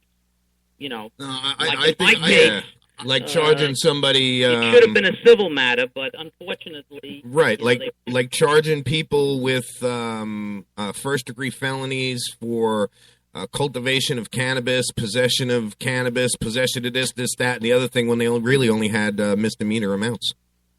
Right, and the problem is until you get it down filed, you got to call a bail bondsman, and hopefully it is a bondable offense. If it's not trafficking, if it's possession, you can bond out. But they're trying trafficking. Even if they dismiss the charges against you and your bond was $10,000, the bondsman keeps $1,000. They don't say to you, "Here's your $1,000 back because we dismissed the charges." Well, it's the same thing. If you pay cash to bail yourself out, you get 10% taken out automatically. It's a lose-lose situation, no matter what. Definitely. Yeah, you can't win. Nope. Even if you're, what's really, that statement that you just made, you can't win. Even if you are not guilty, and in your case, you weren't guilty of anything, even though you won the case, you didn't I was win. Guilty of being a nasty businessman. That's what I was guilty of. Right. Exactly. Now, would you say that forced you to sell your business because you couldn't do business just because of your name at that point? And if anyone saw that you were... the funny part of it is people don't care. Nope. When this detective got involved in this case, it was amazing. He went through my checking account. Wow. And he called 150 people on the phone. Mm-hmm. And out of the 150 people, about 80 of the people said to him, "We couldn't care less." Because we got a lock job done. Yeah, you got a lock. There were some people that were angry. Yeah. But the problem is what this detective did was he didn't call up and say, "Tim, he called him up and said, you were misled. The guy may keep a key to your house. Maybe you should change your locks." You wouldn't believe what the guy and that's not right at all. At that point, they're making you look like a scumbag when you really are not. Well, of course, if you were the other company, you would think I am. Let's face it, I'm stealing some business from you that you have, built up your trade name, and I'm stealing some of your business. That's crazy. I was kind of in the same situation. I started a company with the exact same name as another company. The company that I formed was in Florida. The company with the exact same name was in New York. Mm-hmm. 2 different states. What happened? Nothing. Nothing. Yeah, see, that's the thing. But, you see, we didn't use the exact... The funny part of the whole thing was when you went on our website, if we were ABC Locksmith, we didn't copy your website exactly. Right. It was a totally different website. If your company was ABC Lock and Security, at the bottom of my website, in small letters, naturally, it said, "We are not ABC Lock and Security. Please click here and be redirected." I actually had a link on there for the few people that, actually saw it. I'm not going to say I made the link big, but to make it legal, I did that. And that still was no good for them. Isn't that crazy? Well, you've got to put yourself in the hands of the guys that were losing the business. They were upset about it. Yeah, I can understand. I would be a little upset too, but in my circumstance, they weren't losing any business. It's not a criminal case. Yeah, exactly. It's not. It's totally civil at that. Couldn't that be civil? I don't know if you remember. That's what about a year and a half or 2 years ago, it was all over the news. Okay, a big box store was boxing Tiffany rings and Tiffany boxes and selling counterfeit Tiffany rings. I do recall. Yes. Okay. I'm not going to mention the name of the place. It's a very well-known place. But extremely. If you bought a counterfeit Tiffany ring in that place, you would have thought it was real. Now, to me, that was a criminal charge because you went and bought your girlfriend an engagement ring thinking it was real at a big box store, and it was in a Tiffany box, and it was counterfeit. Yeah, that's fraud. They never filed criminal charges. It was a civil matter. But my case that I dared to come to your house and put in a lock for you, the same lock you would have got from the other company, because I stole business from them instead of suing me, they made it into a criminal case. Ridiculous. I just don't understand. I just don't understand how they could do that. Because it's the legal system, especially here in Florida. Because you're here in Florida, you know as well as I do. They do what they want and how they want to do it. We're in a case right now, my wife and I. Police came in and raided our house, and that's why I made that comment. Unless they come in and raid your house at gunpoint, they came in and raided my house, threw me in handcuffs, stepped on my head while I was in handcuffs, took my wife, who's permanently disabled, slammed her on the floor, put her in handcuffs, all looking for this giant grow room that never existed. They came in They probably had a search warrant. Yes, they did, from some kid who got busted with 20 pounds of marijuana, and he was trying to send it off to somebody else. Little did they know that I never grew marijuana in my life, never sold drugs in my life. Ever in my life was I a drug dealer. I may have used marijuana in my life, but I've never sold it. So when they came here and they knocked the door down, they kicked in the studio door and went, shit, and found $50,000, $60,000 worth of broadcasting equipment sitting here. No plants, no grow equipment, no nothing. They looked a fool. So then I took it the next step further and keep making them look a fool and keep challenging them, and I won't lay off of them. I let the sheriff's department know they fucked up, pardon my French, and I'm gonna be the one who shows the world. To me it's a matter of not letting them bully me at this point. You know what I mean? If you know you're right, just like you knew you were right, you stood up for what you believed in. As long as you know you're right, you could stand up and prove that you're right, do it. Do not let them bully you, because that's what they're going to do. Well, see, in my case, I was afraid, and that's why I was the only one that actually took a small plea in the case for misdemeanor, because I looked at it like this. The juries are made up of human beings, and if there are 6 people on the jury that are business people, and they said, boy, this guy had the nerve to steal business from these few companies, they could have actually returned a guilty verdict. Jury's a human being. So I was afraid of that. And then if that was the case, I'm a money launderer too. Oh, yeah. Exactly. So, when they offered me a very, very small plea with a withheld adjudication on top of it, I said, you know what? I'm not going to spend another $50,000 for a trial. And possibly lose. There's always a chance you could lose the case. There is that chance. Same with our circumstances. But I'm not going to back down. I know they don't want to go to trial. I know they don't have a case. So I'm going to trial. I want it all the way. I want to go for it all the way. Chances are we're going to get to the day of the trial. They're going to offer us a deal or drop the charges. Either way, I'm going to they spent my money. Now I'm going to spend theirs. Yeah, well, that's the problem is when you do that, if you do lose, they always ask for prison time. That's fine. That's fine. I will make me into a martyr. That's the way I look at it. You lock me up, it'll be broadcast every day that I got locked up for 17.9 grams. Wow. For a friggin' misdemeanor. For misdemeanor. For something nothing. That is a ticket here in Florida. They write a ticket for that.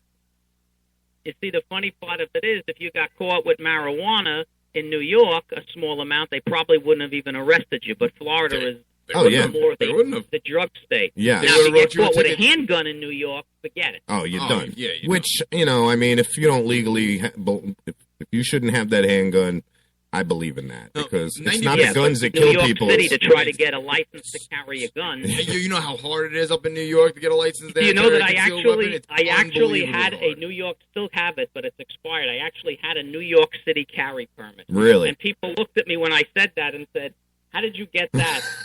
I was very persistent. I don't know. Your answer is right. I'm not too sure, but I got it.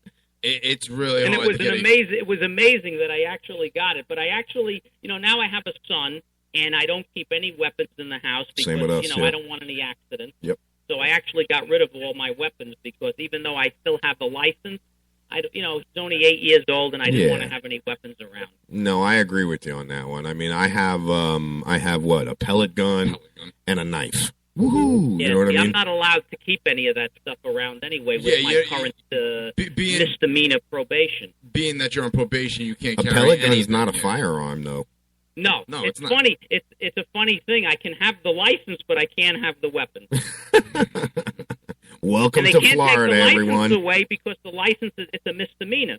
But I don't really keep any weapons anyway, like I said, because I have a son, and I wouldn't want to have an accident happen. No, I agree with you on that. You see how many accidents are happening all around Look at Florida? the one we just talked about it. With accidentally shooting himself? The kid shot himself, with the 380 handgun. Yeah, mother went into the store, left the gun in the glove box. Kid shot himself in the chest. 2 years old. There's so many things, so many incidents with children and handguns. People don't know. People don't know how to take responsibility I have the for license, but the license is put away. I don't have any need for it, and I don't keep any weapons around at all because when you have a child, you got to think, they're smarter than you. They can find it. Absolutely, absolutely. And, with the legal system, like what we're talking about, what your book is based on, being in the situation you're in, God forbid they just decided to come in your house because they can. They don't need a warrant. They can just make shit up, and they will. And they found a gun, possession of a firearm with a convicted felon or whatever the case may be. You're on probation, however it is. You're done. It's not worth it at that point. It's funny you should mention that. Because in April, the Department of Corrections was searching my name. Really? And they saw that I won that. I'm sure that's what prompted it. They saw that I won that decision, and they said, Dave probably has the license to carry a weapon. He probably has a weapon in the house. So I was sitting out at the pool. I'll never forget this. And my house gets surrounded. I have cameras through the house. What did I do? I'm sitting here. Right. Well, they decided to do a search of the house. Well, fortunately for me, I'm smart. I just wrote a book on law. I would never have a weapon in the house, and I told her that. They spent about an hour going through the whole house, and obviously found nothing because I don't do any illegal drugs, and I don't have any weapons in the house. So, but that's right. I had without consent, they went right through the whole house. Well, it is against the law for them to search your name like that. I'm not sure if you're aware of that. You can, when you're on probation, nothing is against the law. There is federal laws prohibiting them from doing searches on you without cause. There is a lawsuit now. The woman is suing for millions because her name was searched thousands and thousands of times by different agencies. Her being a trooper herself. I'm sure you heard the story. She pulled over a marked unit on a Florida highway.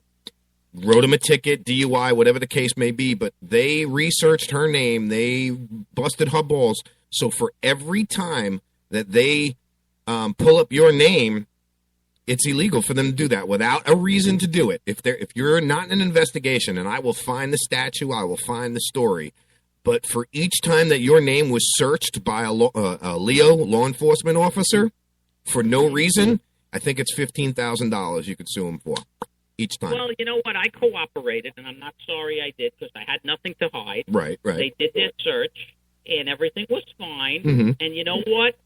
She became very nice after that. Yeah, after the case. And you know what? The best thing to do is cooperate if you're doing nothing wrong. Because if I would have given her any problem, she would have looked, like you said, she would have looked for any reason to have me arrested. Yep. And since I knew I had no weapon in the house, and I knew I had no drugs or anything illegal in the house, I gave her carte blanche. One day, I waited outside, and she did what she had to do, and everything was fine. Yeah, see, when they came in my house, it was a different circumstances. If they were polite, I would have been polite. If they weren't polite, I wasn't being polite. You know, my mother always taught me, you do unto others as others do unto you. Law enforcement or not, my opinion of the police down here in this county, I don't know about any other county, they're a bunch of gangsters with badges. Yeah, see, some of them are nice. Yes. Know? I mean, I ran into I agree with you on that. And I don't think he was the worst cop in the world because he actually notified my attorney that there was a warrant instead of coming here and breaking the door down. So nice. I really got to, thank him for that because he could have come here, broke the door down, made a whole big scene. Instead, he actually was polite, called up the attorney, told him, and gave me a chance to, surrender myself properly. So in that case, he wasn't so terrible. Right. No, and you know what? And I don't condemn all the officers that are in this county because I went to school with a lot of them. A lot of them are just doing their job, but a lot of them, they take their job way too personal is the problem. And same circumstances, my neighbor had gotten followed. I've got video cameras all over my house, same thing. And I saw it on video. Police came, made the report. Next day I got a knock on the door and I'm in my office and I'm doing work and the cop's like, hey Lou, I'm here to take you to jail. I'm like, what? Yeah. And you could see him hesitating. He's like, I got to take you to jail, Lou. I'm like, what are you, is this a joke? Are you kidding? He goes, I really wish I was. Am I being pumped? He says, you got a warrant out for your arrest. And obviously, you didn't know you had the warrant. I said, yeah, I wouldn't have freaking answered the door and gave you a report and said that I seen everything that happened with my neighbor. He said, I honestly wasn't coming here to arrest you, but because you are who you are and what comes up, we cannot come to your house alone. So the sergeant came with him, and he had no choice. He took me to jail. Very polite, very well-mannered. He actually let me go back into my house, finish the work I had to do, send out some emails. He let me call my wife, say, hey, babe, I'm going to jail. And she says, no, you're not. You're full of shit. I'm like, well, here's a cop. You want to talk to him? Here you go. Here's the sergeant right here. Right, yes. So he was a very nice guy. There are a lot of them on Hernando County. Most of them actually are nice. They are a lot stand-up. There's a few isolated incidences out there, but it also depends on your behavior, too. Yes, it does. I mean, I have a whole chapter in my book about me being pulled over 12 times and never getting a ticket. How easy it is if you're polite and talk nice and don't be abusive, that most police officers expect you to be nasty when you get pulled over for traffic. Yeah, when they come up to the window. You're very polite and you don't open up a big mouth, a lot of times they'll give you a break. It's funny that you say that. They don't give you a break. It's because you were an asshole. When they pull you over. And they write it on the back of the ticket. Yep. And if you're very polite about it, you actually can beat the ticket in court. Yeah, that's funny that you say that because I've talked to a few officers, about that, and I'm like, well, what's your reaction to people when they come up to the window? And he says, well, it all depends on them. If I pull them over and I go up to the window and I say, do you know why I pulled you over today? And they're like, wah, wah, wah, wah, wah. That's it. I'm done. No more just the nice guy. Opposite. Yeah. I'm exactly the opposite. Right. And if he walks up to the window and I did something wrong and I know I did something wrong, you say it. Admit exactly what I did, but I'll say, you know what? I probably made a mistake and I did something wrong, or you wouldn't have pulled me over. Exactly. Here's my license, my registration. And even if he was to give me a ticket, I would say thank you and sir. Have a nice day. Be he's safe. Going to write all that on the back of the ticket, and yes. if he shows up in court, he's going to say, you know what, the guy was so pleasant, yeah. maybe give him a withheld in just school. Even if the guy's a jerk to me, I will always tell him, have a nice day and be safe. Be safe. Yeah. You have to be polite because you can escalate a traffic stop into being arrested. They would think nothing Don't of I know it? Is that why I got arrested those couple of times? One thing leads to another, and then you're going to get arrested. Don't I know it? It's not worth it. It's going to cost you a lot more if you get arrested than $100 ticket. Yes. I had a cop pull me over.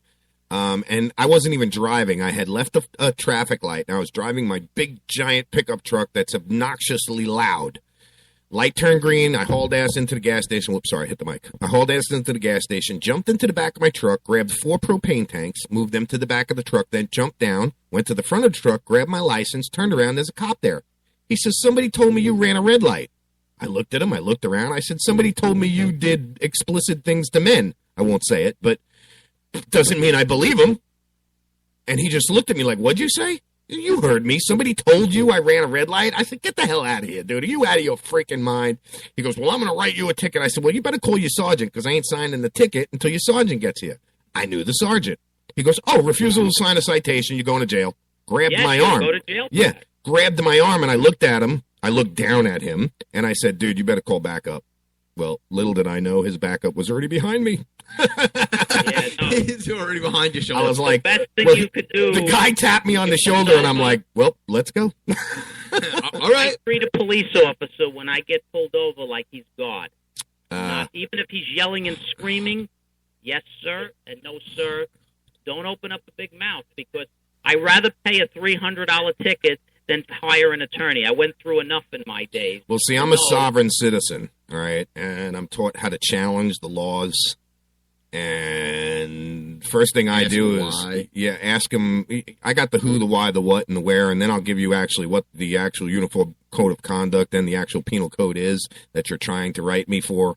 So I challenge them, and then usually they're just like, up in jail for that? Not yet, no, nope, not once. Been let go every time. I do the challenging in court. Nope. I would rather argue with a judge. Well, that's how you end up in jail. That's how you end up in jail. When you're in court, the cop is on equal grounds as you. Yeah. You open up a big mouth to the cop, and he had a bad day. He's going to call for backup. God knows what could happen. Mm-hmm. It could escalate into an arrest. You're going to spend 16 to 20 hours in jail, and he's going to have fun because now he's off the job. He just sits there and waits for you to be booked. My advice, all of this over a traffic stop, it's not worth it. Yeah, my advice to anyone and everyone is to do exactly what I did. For 16, maybe $20, I went and I bought what's called a black box video recorder. It's a dash cam video. It's a camera. It's funny you mention that. I have that in my book also. Yes. Because I have one mounted in the front. Pulled me over. Yep. One mounted in the front, one mounted in the rear of my car. I wasn't wearing a seatbelt, he said. And I said, no problem. I says, I have a dash cam in the car. I said, if you want to write me a ticket, we'll go to court and we'll show the video. And as soon as I told him I had that, he goes, you know what? Then I must have made a mistake. Yep.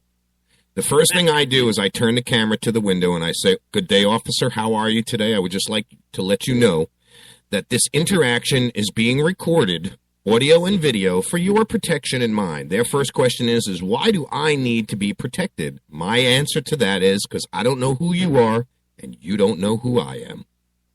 And they understand that. They understand that. This is for your protection as well as it is for mine. Because, I mean, let's face it, there was just an incident where the cops ripped this guy out of the car who was paraplegic and tased him like 4 times because he was trying to explain to them that I can't walk. I'm a paraplegic. Can't get out of the car. Yeah. So they tore him out of the car. They tased him, smashed his head on the ground. I mean, So the best thing you could do is to videotape, whether you're doing right or not. It is for their protection and yours because you don't know. They could come up to you, like you said, having a bad day, project that to you already, you know what I'm saying? And then it just escalates from there. You don't really know. Yeah, well, that's why politeness is the best thing when you get pulled over because they can't do anything if you're polite. No, and it pisses them off even more.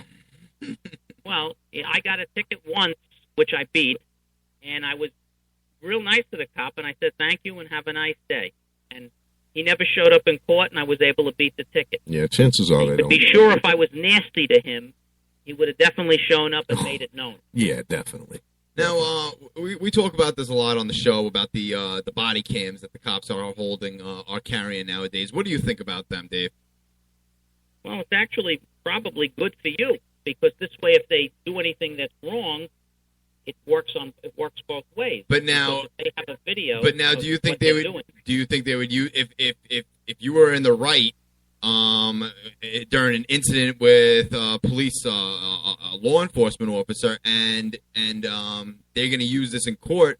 You think they would actually use that video in court if you were in the right? No, it would disappear. They would disappear. That's what our beliefs are. Possible, but I would think that if the sergeant knows he had it on there, that video disappears. It could be subject, Just like the surveillance I have on my house when they came in and raided my house, they disconnected all my cameras and the recording device that keeps and archives everything. Why is that? Were you doing something you didn't want anybody to see? All of a sudden, half their body cam video disappeared. Well, hell, I've got a freaking editing program worth thousands of dollars that I can make these guys sing and dance like Mickey Mouse. I can make them say what I want, too, So it's funny that you brought that up, because when they actually came to do that search at my house, they saw the camera system that I have, which is the most advanced IP camera system. It's the newest stuff. Yep. And she had actually asked me if there's cameras in the bedrooms and everything. And I said to her, there's cameras all over, which there are. Mm-hmm. And, I don't know what she was trying to think when she said that. I was wondering if something was going to fall out of somebody's pocket. Yeah. Guarantee it. I just don't trust them, man. That would be the worst thing, is them planting something on you. And me catching it? Yeah, and you catching on camera? That would be the worst. Oh, my God. Oh, you'd see that on Bay News 9. I'd own the precinct. Because I knew when they came, I had nothing in the house. Yeah. But I didn't want something to magically appear. Well, yeah, absolutely. And I don't blame you for that, and that was one of the reasons why I put cameras in and the real reason I put cameras on my house is because, Craigslist, right? Yes. I had put out one of those old stupid pools that you blow up, you buy from Walmart, you blow the ring up, and then you fill it up with water, and you got an instant pool. We put it out as what's called a curb alert. Well, they came and took the pool along with my kayaks that were on the side of the house. So I said, okay, all right, time to put up cameras all over the house. 16 camera system on the outside, 18 camera system on the inside. You ain't robbing me now. That's really good. The cameras, that I have are the new technology. They're called IP cameras. They work off the internet. Yep. And you can actually look at them off the iPhone when you're not home. The problem with those cameras, and I found this out the hard way, is if there's somebody smart enough, and you really don't even have to be that smart, that gets the IP address of those cameras, I can watch everything that goes on your cameras. I can actually control your cameras. So that's the problem I have with IP cameras. Yeah. Oh, okay. If it's a closed system, it's a different story. But when you're broadcasting that over the internet, anybody can see it. And if you know what you're doing, all you need is what's called a microwave receiver. And I got everything. Fortunately, I don't do anything bad in my house. Well, I'm just saying. But you don't want some psycho watching you and your family in your house is what I'm saying. Yeah, you know what I mean? That's the thing that scares me about IP cameras, Or let's just say the IP cameras that I have a 16 system. The IPs are outside and the regular ones are inside. Oh, okay, yeah. So then who cares if they're watching the outside of the house? Exactly. Yeah, let them watch. Yeah, exactly. I'd go out there and dance for them. I'll give you something to look at. I'm really interested in this book. I'm glad Timmy and you had got this scheduled and on air today. Is there any way we can get a preliminary copy of this? Because I'd really be interested in reading it. As soon as I ordered some. I'm going to get the first few copies, and everybody that I do a show with, I'm going to send an autographed copy to. Awesome. And in the meantime, if you wanted to read it, you can download it for $8.99 on Amazon.com. At least it's available in ebook now. The full version is available in ebook. Wrongly charged. Okay. The hard copy, which will be out hopefully in 8 to 10 weeks, will be $17.95. Nice. Timmy or I will find a link to the or you could send me the link to purchase the book from Amazon. We'll go ahead and we'll get that up on our site for our listeners. Yes. And the website is... And anybody that signs up for our hard copy that's going to come out, if they want to wait, we're going to send them, if they sign up on the email list, a free report of Know Your Rights when you're pulled over for a traffic stop at no charge. And then when the book comes out, we'll notify them. And it's also going to be available in bookstores, but that'll probably be an extra 4 weeks. It's going to be in Barnes & Noble, We're getting it. The publisher is going to have it all over the place. I think it's going to be a good book. That's a lot awesome. of people are interested. I always wanted to write a book, but I was always in fear of it just be me rambling on about things that went on in my life, and nobody would find it interesting. I picked the right time to write this book because, unfortunately, every time you turn on the TV and the radio, there's someone getting out of jail for a crime they didn't commit. Oh, yeah. Yeah. And I actually have a whole section in there on wrongly convicted and showing you wrongly convicted murderers who are suing law enforcement agencies because of new DNA evidence. Yeah, because they sat in jail for 20 years and they really didn't do the crime, but they copped out because if you plead guilty, you get 40 years, 40 to life. It's a really amazing story. It really is. It's interesting. The book is very informative. It's not just about my case. It teaches you how to seal, expunge, how the whole system works. I mean, I go through everything from the time you get arrested to the booking, to the arraignment, everything, how it works, and I actually give you the conclusion, which is amazing how much money the town of Palm Beach spent. And I got to add this. The police officer that did this, again, he was, for all police officers go, he could have broke my door down. Yeah. But he got an award, and he was given a ceremony at the Embassy Suites, and they nicknamed him Honey Badger. And I actually had to tell everybody that, because for what he did and the money he spent, he really accomplished nothing but taught us a lesson and made a civil case into a criminal case. That's why I just don't understand how a civil case could be turned into a criminal case. Well, I think the reason they turned it into a criminal case is because I was one of the few people that registered my corporation in the state of Wyoming. Instead of Florida, and they couldn't find me. It was very difficult, and the reason I did that is because in Florida, when you put your corporation online, your federal ID, your tax ID number, and all your personal information is given out to anybody that chooses to go on and look. Yep. And under strict Wyoming law, they give out nothing. Nice. Interesting. You can't get that even if you're a police officer. Not without a court subpoena, correct? You could get all the court subpoenas you want. Under Wyoming law, you're not obligated to list the officers. Wow. Very nice. Yeah, I didn't know and that's that. what made them go crazy, because they couldn't figure out. They thought it was a major scheme, but all it was is what major businesses do. A lot of people don't incorporate in their state. They incorporate in Delaware or Wyoming or another state, which is more tax-friendly and more private. Yes. Yeah. Like New York's running that whole tax-free program now. Yeah. In Florida, unfortunately, if you have a corporation, your home address is on there, Public your domain. tax ID number, which a lot of people don't realize, your federal ID number on a business account is the same as your Social Security number. Yeah, of course. You can actually access somebody's checking account if you know the last 4 digits of the tax ID number. Oh, yeah. Oh, I know. It's the same as the Social Security number. They should block that, but they don't in Florida. And that's the reason And there's no recourse. You have no legal recourse to that either. You can't, because it's the way they do things, you can't say, well, hey, I'm going to sue you or whatever because you're divulging my information. It's just, no, you can't. No, unfortunately, Florida corporations are open to the public.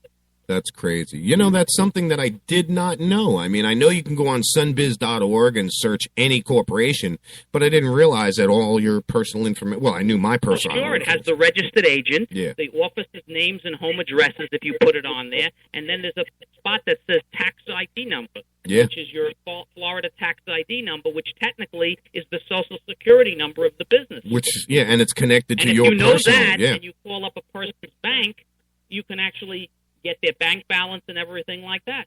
Sure, because you know the tax ID number. That's horrible. That is actually and that's why I didn't register my corporation in Florida. Makes me think now. Too much information. Makes me think, do I want to dissolve Kennedy Studios here in Florida and register in Wyoming? Wyoming is the best state to I'm telling you, man. I'm telling you, yeah. I mean, it's ridiculous. I can't believe that. That's wicked. I could teach you a lot. I'm very good with law. I can see that. I tell you what, my lawyer, I don't know if you ever heard of my lawyer. He's down there in West Palm Beach, Michael Minardi. The name sounds familiar. Yeah, he's a huge cannabis activist with the whole legalization of medical cannabis here in Florida. He's associated with Normal of Florida, with what else, babe? Help me out. There's so many organizations that he's with. You and him would be a force to reckon with. Well, I tell you what. Well, I was lucky that I had a couple of real good attorneys that really they became friendly with me. I actually acknowledged them in my book, and the bail bondsman, Mark Durkee, was one of the best bail bonds. Anybody here in South Florida, if they ever get arrested, Mark is there for you 24 hours a day. He's That's one of the awesome. best bail bondsmen. Yep. He's really good. Yeah, that's cool. I mean, so now the outcome of everything, charges dropped, or no? You had said you had basically took a deal, right? In my case, I did do a little plea. Mm-hmm. I explained the whole thing in the conclusion of the book. And the other two guys, well, let's put it this way: they wasted their money. Good. They wasted their money, but unfortunately, these guys one spent $25,000 in legal fees, mm-hmm. and had a very good attorney. Yeah. In Miami, Jeff Weiner he's the best. Jeff Weiner, I've heard that name. Weiner is one of the best criminal attorneys in Miami. Yeah. You don't want to mess with Jeff Weiner. In Fort Lauderdale, I used Elliot Lupkin, who's also very good. Yeah. And in Boca, Tyler Hart, very good, very personable guy, young guy in his 40s, perfect. Nice. I mean, he does a real good job. He treats you like your family. Right. You know, yeah. Hard to find a good attorney that really cares for you. Well, that's what I love about Michael Minardi, our attorney who represents us. He represents me with everything as far as, anything legal goes. He's not just my lawyer. He's my friend. He's really good like that. That's good. Yeah. That's really good. Yeah, to find definitely. a good attorney that, I mean, I can pick up the phone and call any one of my attorneys just for a question. They would charge me anything. What? Let me ask you this, and if you can't answer it, then no big deal, because I don't want to give away anything about the book. For future references, and let's say you went back into business, what have you learned from all of this, basically, as far as doing business and Well, I'll put it to you this way. My mistake with the business was I didn't have a Florida corporation. Because what had happened was the fictitious names that I had registered were under a friend's name that was helping me. Mm-hmm. So they actually weren't under the corporation's name. If I would have had the corporation's name attached to the fictitious name, they would have never been able to take this into a criminal case. Wow. Yeah, I made a few mistakes. They were technical mistakes, but enough for them to cause me a lifelong horror. Yeah, no, I believe me, I understand that. That's for sure. David, I want to thank you for taking the time and talking about this. Because, I mean, this is, the legal system here in Florida. A lot of our listeners are here in Florida. They live in Florida. And I really don't know the legal system in Florida. I didn't know how bad it was, actually. Tim's just moved here from New York, so thank God he's yet to experience anything. But he's watching my wife and I have to go through this mess day by day. We actually have a court date coming up Friday that I'm going to go and make a mockery of once again. But, that's just, me. Listen, they're wasting my time, so I'm going to make them look foolish. Everything I can. Yeah. I'm going to make them look foolish. I challenge them at every time. The shirt that I wore last time had a giant pot leaf on it, and it says, I am a criminal. I mean, I am a patient, not a criminal. So I was told I can't wear that because, it wasn't funny, the judge said. Well, I mean, yeah, when you go into court, you got to be responsible. In reality, I can have a motion to have the judge dismissed from the case because of a biased opinion, but I'm not going to do that. I'm just going to wear another shirt that says, I'm a caregiver, not a criminal. And I'm a caregiver, not a drug dealer. Oh, that's what it is. I'm a caregiver, not a drug dealer. Yeah, so we're just going to, it just aggravates me because they didn't like me to begin with. They're wasting taxpayers' dollars for fucking stupid crimes. They didn't like me to begin with because of my journalistic behaviors. I'm that journalist that, when somebody's laying bleeding with their head split open on the road and there's no yellow tape up, I'm running up taking pictures of it until you show me where my barrier is. And even then I'm going to push that because I have that right. I'm that journalist that has a drone that if you don't let me near the scene, I'll just fly my helicopter up above it. You know what I mean? And they don't like me because of that. And I've made it clear to them that you've pushed buttons, now I'm going to push them back. So I'm pushing and pushing and pushing the system as far as I can push it, which is completely contrary to what your book is, and I understand that, and what you advocate. But in certain circumstances, when you know you're right and you believe in your freedom and your rights as much as I do, I'm a sovereign American citizen. This legal system I'm going through is a corrupt corporate system. Our American flag does not have yellow fringes on it. Their American flag does. Their corporate American flag does. My flag does not. Like I say in my book, it's not innocent till proven guilty. Correct. It's guilt till proven innocent. You got to prove you didn't do it. Right. Unfortunately. Yeah. And a lot of people don't realize that. You're presumed guilty because you have to bond yourself out. You have to get an attorney, and you have to go through these expenses. And even if you win, you our lose. system is not designed to refund you the money you spent. Nope. Unlike in a civil case. Right. And that's why I plan on taking this all the way. Any deal you give me, nope, don't want it, trial. Oh, you want to set me? Nope, don't want it, let's go to trial. Oh, you want to dismiss the case? No, let's go to trial. You want to waste all the money you've wasted in me all that time? Even the police that were deposed said completely contrary to what they're trying to charge me with. You know what I mean? So it's a big joke at this point. It's a real big joke. They're trying to make an example of somebody who really, I mean, that's what they did of me. Yeah. Well, I'm not gonna, I won't roll over. And once it's all said and done, every bit of paperwork that I have, every name, every picture, see, I used to chase them around with cameras. They fail to realize that I have all their pictures. I know who they are. So I've seen them before. I've had a few of them get in my face and tell me I can't be there. And I've told them, no, you're wrong. I can. Piss off. You know what I mean? And that's when I bring my press pass out and I show it to them, because I don't, let it out. I don't take it out unless I have to use it, Yeah, so, I push the issue. Push it every chance I get. Yep. And I try to be the most polite guy in the world. I'm just the opposite. Yeah. So what would be hilarious is me and you driving around and getting pulled over. Now that would be a Ren and Stimpy type skit right there. You'd be like, Lou, shut the hell up. See, I always like to give the officer as much respect, because if I'm going to argue with him, I'd rather argue with him in front of a judge. At least I have equal ground. You'd be punching me in the head. Traffic stop, I'm going to be wearing handcuffs when he gets tickets. You're going to be punching. He'd be punching me in the head. Would you shut up? What you're saying is going to get us both arrested. Shut up now. I don't know this guy. I just picked him up. Can you get him out of my car, officer? Well, Dave, what are you talking about? We grew up together. I don't know. You, Dave who? I'm not Dave. What are you talking about? I don't know who this guy was. I could just picture that. That's funny. That's a Laurel and Hardy skit all the way right there. David, I would really like to have you on again.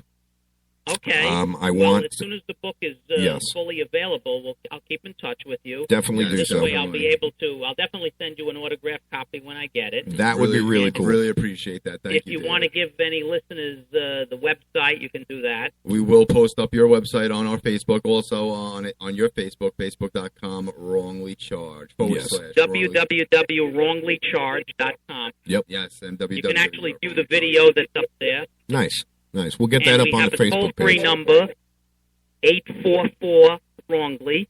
Nice. Good. Or from any cell phone, **wrongly. Very nice. And that's for any sort of advice or anything like that. Yeah, if anybody needs anything or they want to find out more. But I keep updating the website and letting people know when the print copy will be available. Cool. And if I can help anybody in any way, I wouldn't mind doing that. Absolutely. And, who knows? Maybe we'll make our own little legal segment here. Once the book comes in, anybody's got some legal questions, they can call you up, and we can get it on here. Yeah, one day I may open up a center to help people. There's so many people that have been wrongly charged or wrongly convicted. There's a lot of people that could, a non-profit place after what I went through to help some people. And I guarantee there's a lot of people, you're 100% right, that would benefit from the knowledge you have of what you went through. Because a lot of people don't know. They just think, oh, I did bad. I got to cowl down and do what I got to do. No, there's so many different ways. Now, I'm not saying everybody should handle themselves the way I handle myself. I have a different circumstance. There is a vendetta there already. You know what I'm saying? So you can't listen to things that I say when it comes to how I deal with the police. I deal with them in a manner that they're used to me dealing with them. I challenge them. That's the thing. And it doesn't always go my way. I'll be honest with you. All right, it doesn't always go my way. I got to teach you. You got to be polite with them. Sometimes it works, sometimes it don't. Depends on the cop. I know a few of them. The ruder you are with them, the funnier they think you are, and you know what I mean. So yeah, especially here in this county. But then again, there's some they don't care if you ask them to shine their shoes. They'll stomp you in the head after you're in handcuffs. There's proof of that one. There is. There's a story going around, and there was journalists there. They put this guy in handcuffs. One of the officers that is in question on the case that's with me boot stomped this guy so bad after he was in handcuffs while the cameras were running that his eyeball popped out of his head. Yeah. So unbelievable, David. Anytime you have an update or anything like that, you want to get on, talk some shit with us. You're more than welcome. Just shoot us an email. We'll get you on there. We'll get it all scheduled up. As soon as the book comes out, I want to know how it's doing, and get us a copy of that because I want to start reading into it. No problem. And like I said, if you want to, you can actually browse it. They actually on Amazon let you read Chapter 1 for free. Cool. If you go onto Amazon, they're actually giving the preview to get you interested in the book. Nice. Yeah, I'm definitely gonna have to do that. You can download the ebook right now. And if you want to wait for the print book, they're talking 8 to 10 weeks it'll be out. And then in about 5 weeks later, it'll be in bookstores. That's awesome. That is absolutely awesome. Got a lot of interest. I have over 200,000 people viewed my YouTube video since October 20th. Wow. Wow, yeah. That's great. That's amazing. A lot of people that are interested. It's a hot topic right now. It is very hot with everything that's going on, that is for sure. That is for sure. So what I will do is I will send you a link to the Amazon that you can look, and a link to my website. Awesome. I look forward to it, sir. David, thank you for joining us today. I really appreciate it. I appreciate you taking out the time of your day and doing this for us. And like I said, anytime you want to come on, you don't have to wait for the book to come out. Anytime you got something to say, give us a call. You're driving. The name of the show is Talk Shit. You're driving to work one day, somebody pisses you off, you want to scream and yell at them without them knowing, call us up. Scream and yell all you want. All right. We'll talk shit with you. Yes. You can see we're good on jumping on the bandwagon. Thanks for having me on. Yes. No problem, David. Thank you. You have a good one. Bye-bye. Bye-bye. That was awesome. That was awesome, man. I really was very surprised that it was a criminal situation that he went through instead of a civil. That bothers me, dude. That really does piss me off because it should have been a civil matter. Any other time, the cops would be like, oh, that's a civil matter. We can't touch that. Like you said, it would have been in New York. New York would have been like, what the fuck could we do about it? Yeah. We're going to go they would have said, go hire yourself a lawyer. Yeah. Amazing. But that's Florida for you. That's why I keep saying the Florida criminal system, is so screwed up. Here's another perfect example. A real journalist cannot get reports from the sheriff department here in Hernando County, but a fake-ass fraud can. You know why? Because he's got the sheriff's dick in his mouth. It's true. It's true. Tom is... He's balls deep. Balls deep. Well, actually, Al Niñez is balls deep in Tom. No, actually, they can't stand him. Not one of these cops can't stand him. They're polite, but they can't stand him. To an extent, they're polite, of course. Right. They don't like him. None of them like him because he's an arrogant asshole. Anybody who's ever worked for him will tell him, he's an asshole. Sucking a hate. Yeah, I'm actually going to go out and get some footage of him being an asshole, and we'll put it up on the website. And I'll show you how fast that I can get right up to the cops and talk to them and not get kicked off the scene, and how fast Tom gets thrown off the scene. Should interview the cops on Tom Lemon. Oh, God, dude. Oh, yeah. That would be hilarious. And I know a few that will. I mean, I can't show their face or anything. Can't show their faces, but... Can't tell their name, but I know a few of the officers. That's a badass-looking tattoo. I just saw that. Is that a compass? Yeah, it's a compass. I just noticed that. That's pretty badass looking. Sorry, I just noticed the tattoo he has on his elbow. It's known me fucking 4 months. I look at your body like, You do. Sexy little man, you. Damn, I am. Speaking of sexy man, we have your contest coming up. Date Tim contest. Yeah, win a date with me. The problem is we only have 2 entries, so you're very limited. No, we only really have 1. No, I think we have 2. No, 1, because the other one's Yvonne, and Yvonne really doesn't want to go. Yvonne's married. She's gonna be the third wheel. Yep, we're going out on a date, but my husband's coming. Yeah, and my kid. Yeah, that's funny. Yvonne says, "Yeah, I'll enter the contest just to make you feel better." Yeah, I'll enter the contest. But the other person, she entered the contest just because she needs a freaking date. Well, so do you. So it's a win-win situation. What happened? You got quiet all of a sudden. It really doesn't matter to me if I have a date or not. Yeah, it's not like you can't pay for one. Yeah, exactly. Not like I can't go on the street corner of Newport Richie over here. Not around here, you don't want to. You'll be having to read this guy's book.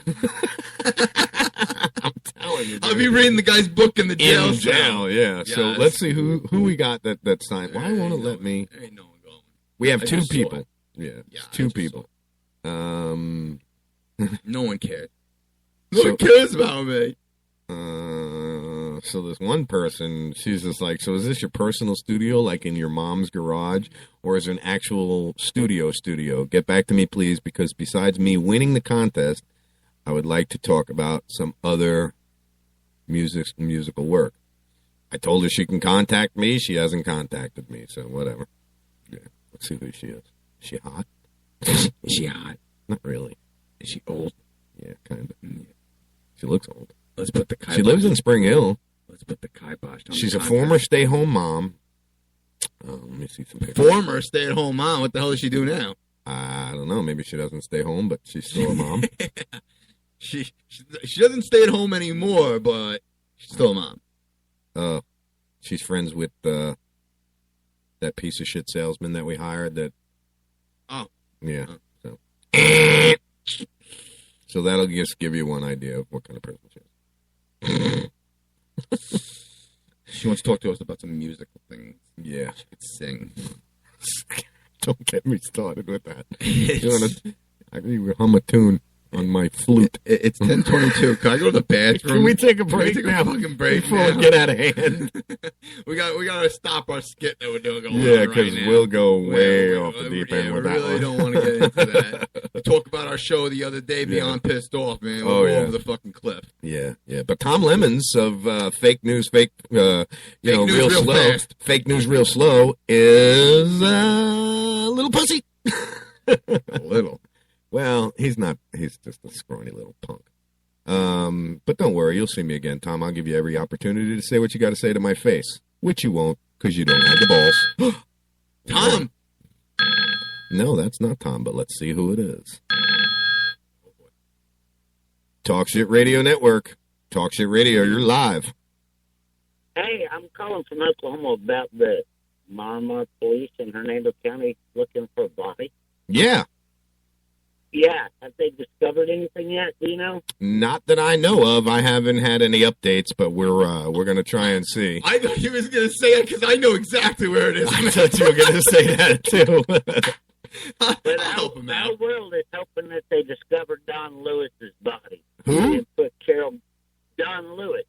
Carol Lewis that used to own that property, millionaire husband's been missing, and everybody for all these years. Well, that's who I believe they're looking.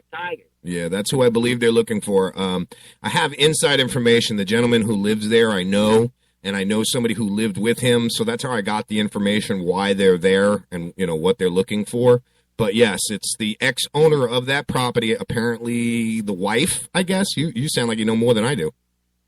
Carol Lewis, back then, she was married to Don Lewis when they started Big Cat Rescue.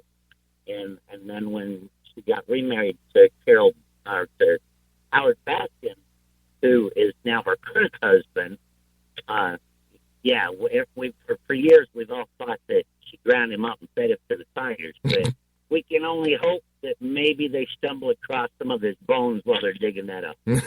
Wow. They might find Jimmy Hoffa out there also. You never know, right? Yeah. As crooked as she is, who knows who they can find out there. Listen, the sheriff's department might have a couple bodies they buried out there, too, that they're, that they're just grazing over. Oh, that's nothing. Don't worry about it. So you say you're from Oklahoma? We're just curious. What would it take to get that same excavating equipment over there in Hillsborough County to dig up that septic tank? Yeah, right? Exactly. You say you're from Oklahoma? I am from Oklahoma. What's it like out there right now? As cold as a bitch or what? 75 degrees. Oh, nice. It's even nicer there than it is here in Florida right now. It is nice today, but it's going to go to hell in a handbasket tomorrow. That sucks. Yeah. See, it just keeps getting nicer and nicer. I keep putting. All right, guys. Well, we've been following you all morning, but we're just keeping our fingers crossed they finally find this man. I thank you for listening. I really appreciate you calling in. Absolutely. Hey, anytime you want to call in, buddy. Yeah. Line's open. We'll talk some shit. Thank you, sir. Thank you. Bye-bye. Well, there you go. People from Oklahoma calling in to find out about Jimmy Hoffa. Jimmy Hoffa. I think that was funny. I thought he was going to say, well, I know where it is. No. Have they found it yet? Do you know anything about it? Yeah. Are they still out there? Have they found anything? Any evidence? That's awesome. Did they find my fingerprint? So there you go, little Tom. And I do say little Tom. We have people calling from Oklahoma to talk about what's going on in Brooksville. What do you have? You have a bunch of... Never mind. Commercial time. Commercial break. Talk Shit Radio Network. You listen to Talk Shit. We'll be right back. Stay tuned.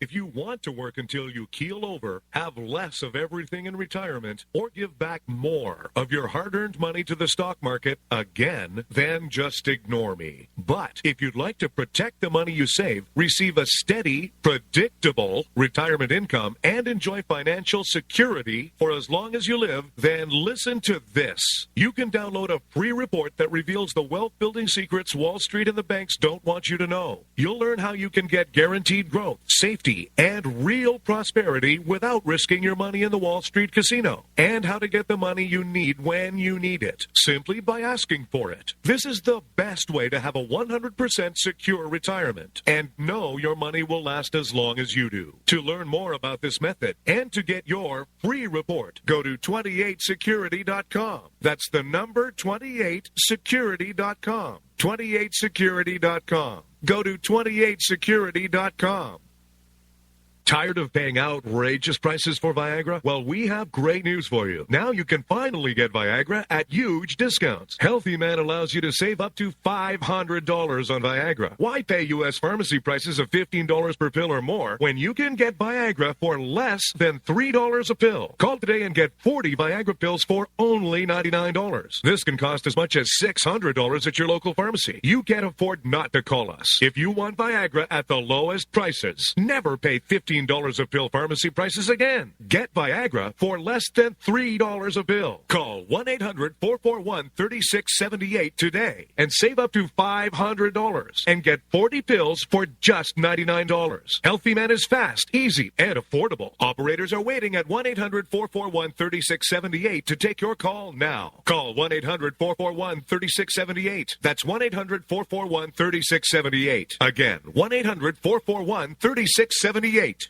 In these uncertain economic times, you've got to do whatever you can to save money. One of our biggest expenses can be our cars, especially when unexpected repair bills hit. Not anymore. If you own a vehicle with less than 130,000 miles, is less than 12 years old, has a warranty about to expire, or even no warranty at all, you could stop paying for car repairs. Roadside assistance, towing, and rental coverage are all included. Don't wait for the next repair. Make one free call right now to see if you qualify. If your vehicle is less than 12 years old, has less than 130,000 miles, even if it's out of warranty, paying for car repairs can become a thing of the past. Call us right now and get your car protected before your next repair bill hits. Get protection and no more repair bills. Call 877-229-7271. Again, 877-229-7271. That's 877-229-7271. 877-229-7271. Limited time offer, 24-month commitment and credit qualification required. Cancellation fee, auto pay, and paperless billing and other restrictions apply. If you can't see the difference, why pay the difference?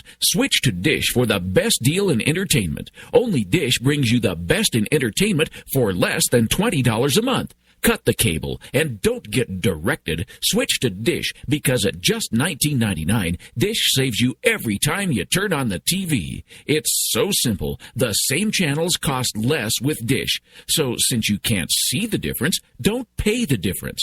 Switch to Dish for the best deal in entertainment. Get premium movie channels free for 3 months, starting at just $19.99. Dish saves you every time you turn on the TV. Call now to save with Dish. Dial 1-800-518-1300. That's 1-800-518-1300. The same channels for less than $20 a month. Dish. Call 1-800-518-1300 for details. Attention small business owners. Growing your business can be tough. Just when you thought you were making money, you found out that you owe the government money. And now that you owe the IRS their cut of your business profits, you may be broke. And if you don't take things seriously, you could go to jail or have your business shut down. But you do have an option. If the IRS is threatening you for unpaid taxes, call the Tax Resources Network. Their tax professionals and ex-IRS agents have over 23 years of experience dealing with the IRS, saving business owners and the self-employed millions in tax dollars. Let us negotiate with the IRS on your behalf. We may be able to reduce your tax debt for a lot less than you owe, help with the IRS audit, and even criminal investigations. If your business owes the IRS $15,000 or more and the IRS is threatening you, don't wait and let your business get shut down or worse. Call for a free consultation. Call 800-917-1799. 800-917-1799. That's 800-917-1799. Again, 800-917-1799.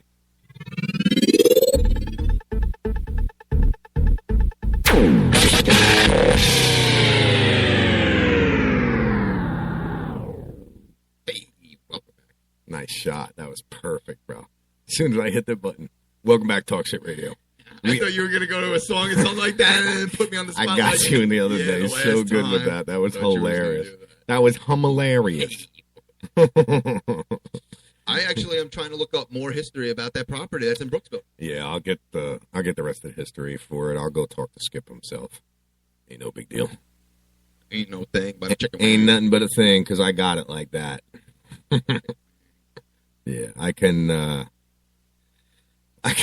What's funny is I could just walk right up while they're doing their whole little search thing, and just Hey, you guys find anything? Yeah. Let's see. I put that in the. Yeah. That's awesome. That dude called us from Oklahoma. I was very surprised that I called from Oklahoma because he actually had a little knowledge upon the property that their scour used to be a big cat rescue. And apparently, somebody got fed to the lions. They must really feed the people to lions here. What movie is that from? Goodfellas. When they come to Tampa. When they go to Tampa, and they feed them. Which is funny as hell because, when they put Tampa Zoo, they're actually talking about the Lowry Park Zoo. Really? Yes, it's a real place. It's hilarious. They must really what are you yesing over there? Oh, you're looking out there, yesing. I thought you were talking to somebody. Oh. Somebody stopping in front of the house? Is it a black Mercedes? Or a black BMW? Okay. Because if it is, I got something for him. They must really feed it to the lions. He paid right up. He paid right up. These guys aren't playing when he's on the phone. Yeah, man, we need the money. These guys aren't playing. That's too funny. Too funny. Man, we only got like 30 minutes left of the show, bro. This one flew by. I had fun with this one. Oh, yeah, this one was a great one. Yeah. Tomorrow's going to be the same thing. I hope you realize we are going to badger the shit out of him as well. Oh, just keep on fucking with Tom. Oh, you know it, dude. Plus with the 30 other Facebook accounts that I have, I'm just going to, And just a little FYI, if you think you're going to go to your lawyer and send me a cease and desist order, good luck with that, bro. That's when I will really take you to court over your fake journalism. So go ahead and try me, pal. Try me. Because it's already. It's already. I'd like to see his credentials. He doesn't have any credentials. He doesn't have any. It's something he website with a fucking blog. He printed it up on a printer. He put a picture and then made it look official. Correct. Where the difference is you can actually go to the nationally renowned agency that I am Ronnie Sands keeps posting on something that I had posted. The vanishing of millionaire cat lover Don Lewis has cops wondering, was he killed or did he fake his death? This is exactly what's going on out there. So I'm going to click on this.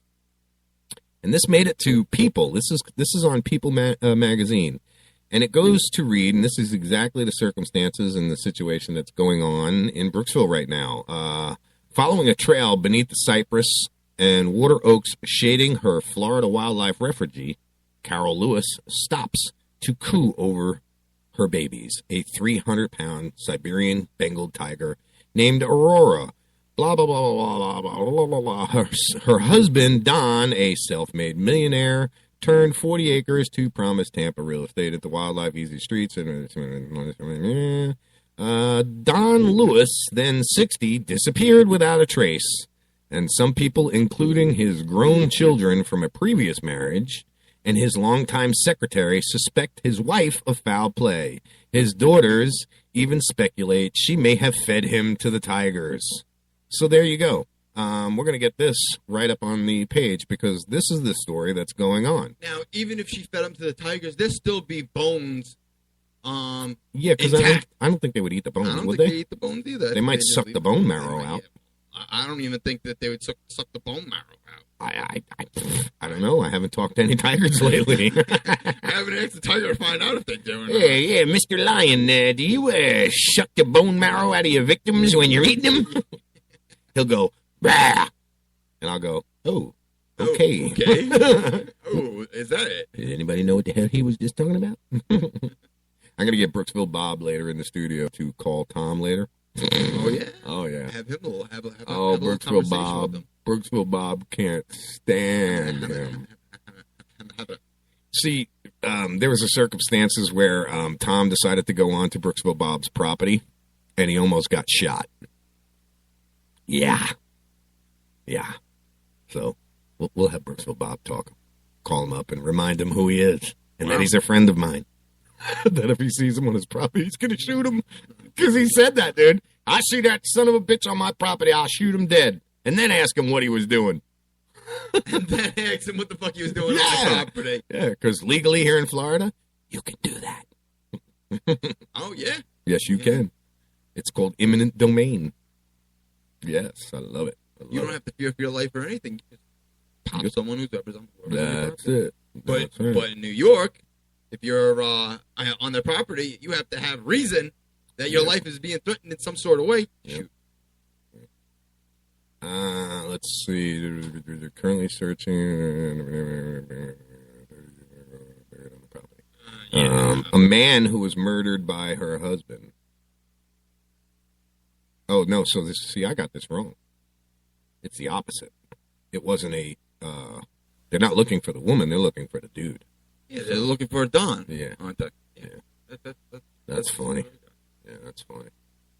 Yep. Isn't it amazing how a supposedly, in-tuned news agency, which he's not, doesn't even know what was going on. Oh, yeah, they're there for some reason. They're looking. But I'm just a lonely little radio show that goes out nationally, not just here to Spring Hill, nationally, all over the freaking world. You heard it? We just got someone from freaking Oklahoma calling us in. Yeah, we got listeners everywhere, Tom. What do you got, Spring Hill? Woohoo! Whoop-de-doo! What does it all mean, Basil?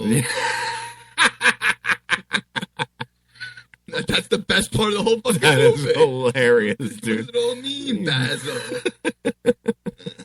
I love that.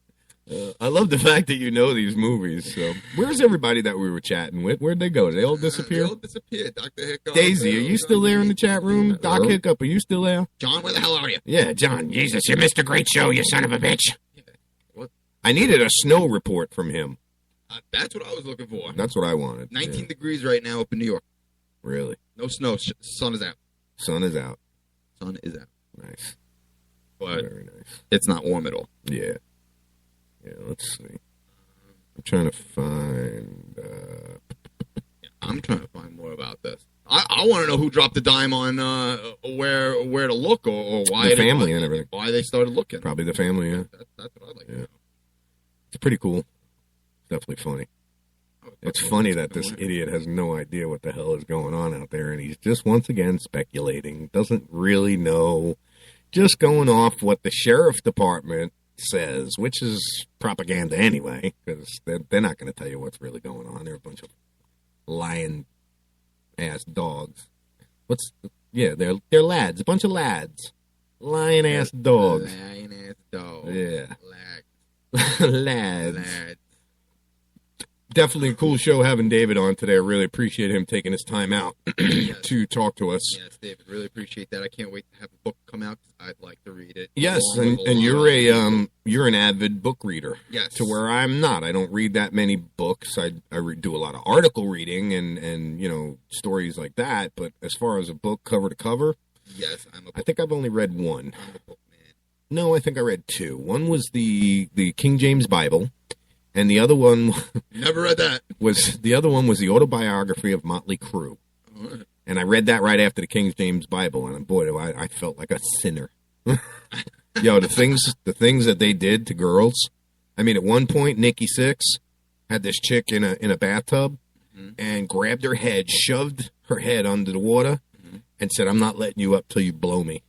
The rest of the band got all pissed off and, got her up and out, but it plainly explains shit like that in the book. Wow. Yeah. That's some detail right there. They did some really screwed up shit. What were they, back in the 80s, right? Yeah. Back in the 80s. Yeah. Yep. That's showing my age. One of those hair bands. Yeah. Yeah, Motley Crue. What is it? Shout at the Devil, Home Sweet Home. Too Young to Fall in Love. Tommy Lee, drummer, right? Yes. Tommy Lee, yeah. The one who was banging what's-her-face? Pamela. Yeah. Pamela Ann. Who's just another big rubber hole. Yeah. She's nasty. Yeah, she's fucking gross, man. Oh, yeah. Same with Carmen Electra, man. She's fucking shot. Carmen Electra used to be hot. She's so used up. So is Tito Ortiz's wife or girlfriend or ex-wife or whatever her name was. Yeah, Tito Ortiz, the MMA fighter. Babe, what the hell's her name? The blonde-headed chick. Tito Ortiz. Tito Ortiz. You know who I'm talking about. I got a picture of her in Vegas, standing right next to the wax figure of her. I actually knelt down and put my head between her legs. Jenna Jameson? Jenna Jameson, thank you. Yes. Yeah, she's another used up one. She looks so bad. Yeah, well, she yeah, say no more. A lot of fucking guys ran through her. Yeah, well, if you said she's been through a lot, I was going to say, nope, she ain't been through nothing, but a lot has been through her. I should have said that. Yeah, well, Yeah, well, she's been through a lot in her life.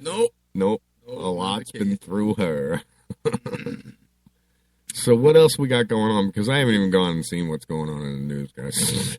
I really didn't care. I really haven't either, but I pulled up a story on CNN. Oh, you did? The headline read that caught my eye. It says, "Woman slashes her children's throat to quiet them." What? A young woman in Washington State has been charged with the attempted murder after authorities say she cut her children's throat in an attempt to keep them quiet. Over the weekend, Christina Booth called 911 to report her 3 children were crying nonstop and needed medical attention. The 28-year-old and her husband, Thomas Booth, have 3 children, a 2-year-old, a 6-month-old, and 6-month-old twins. Oh, my God. When officers arrived to the Olympia, Washington home Saturday night, they found a troubling scene. As spelled out by local prosecutor, police saw the twins on the couch crying uncontrollably and bleeding from their necks. One officer went upstairs to find the 2-year-old in bed under the covers with dry blood all over her. Oh, my God. What the fuck is wrong with these people? Put a movie on. Put them to bed or something like that. What are you going around slitting your kids' throats for? The bail was set for both of them at $3 million. They shouldn't have bail set. Well, I think that's why they sent it. They set it so high. Who the hell's going to be able to come up with $300,000? Yeah. And if you do, man. Yeah, man. For each of them. Each of them. If my bail was $3 million and I had the money to come up with $300,000, the court system would never see me again. Because face it, I'm disappearing. If I had that kind of money, gone. It says the night that ended with tears and blood began with wine and a movie.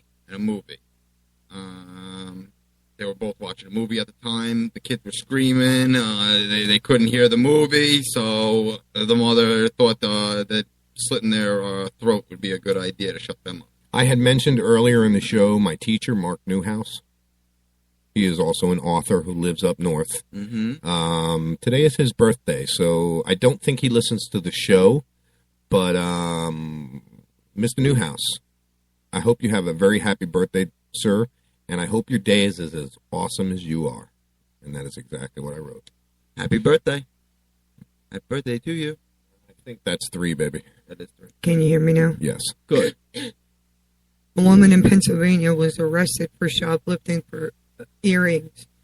They went ahead and put her in handcuffs and put her in the back of the car. She turned around and climbed up to the front of the car with the handcuffs still on, stole the police car, and drove at 100 miles an hour using just her knees. They chased her for almost 40 miles by the time they caught her. Wow. With just her knees, 40 miles. Wow, that's crazy. At 100 miles an hour. At 100 miles an hour. That's crazy. 27 years old. She got some good skills. Somebody in NASCAR should give her a call. If she gets out of jail. I mean, how did she switch the gear to drive? You know, like with her elbow. You can't even do that. Your hands are behind your back. With your mouth? Joe with her knee. I don't. I just got a message on Talk Shit. I don't mean to interrupt everybody. From a Joe Shribovog. I can't pronounce his last name. But I'll tell you what. If I was a chick, my God, I'd be all over this dude. In a non-faggot way, this guy is no homo. No homo way. I mean, non-gay way. This guy is freaking unbelievably looking. So what's the message? He wrote a song about this. About the Lewis guy. About Carol this. Lewis. Yeah, you're seeing this? Yeah, so I'm actually going to click on it. And if you're listening, bro, I would love to hear from you right now and have you call up. I'll even extend the damn show just for you to call. Just for you to call. We'll talk about this. Yeah, definitely. Let me see if I can't get back over and get Oh, no, he's the guy who just called in. Oh, that is him that just called in. The guy who just called in. Yeah. That was him? That was him. It wow. says, I'm the guy from Oklahoma. Oh, okay. Yep. I see it. Yep, I'm the guy from Oklahoma. Damn, dude, you must not have a problem getting women. You see his eyes? Look at his Facebook page. Dude's got some wicked looking eyes, man. He's a very pretty guy. Are those? Is that your real color eyes, man? Because, dude, you come down here in Florida and make a lot of money as a dancer. Jesus, man, are we really going this far? Yes, we are. I gotta say, I'm sorry, but that's probably a lot of Photoshop also. On your I don't care, man. It made him look freaking good. You must be a really good singer. Is there a song? He wrote it. I'm just waiting for it to queue up right now. Okay. So, yeah. This is the song from, and it's actually Joe Exotic TV. His name is Joe Exotic, and the song is called "Here, Kitty, Kitty, Kitty."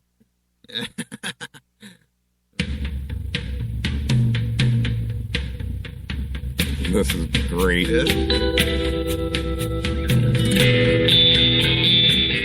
Tom Lemons don't watch his ass, going to find himself cat food too.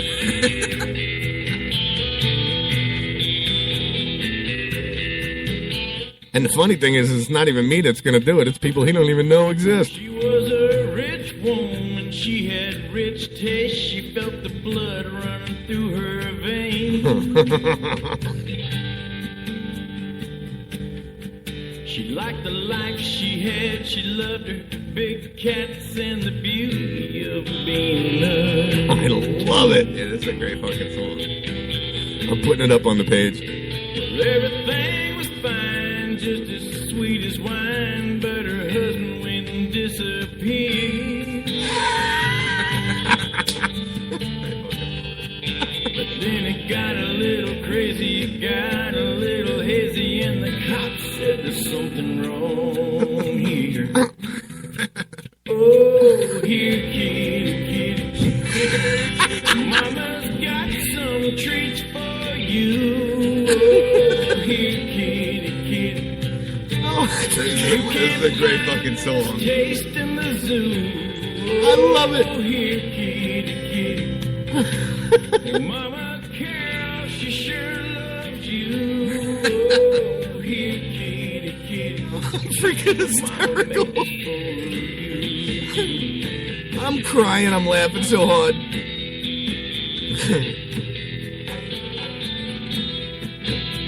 This is great.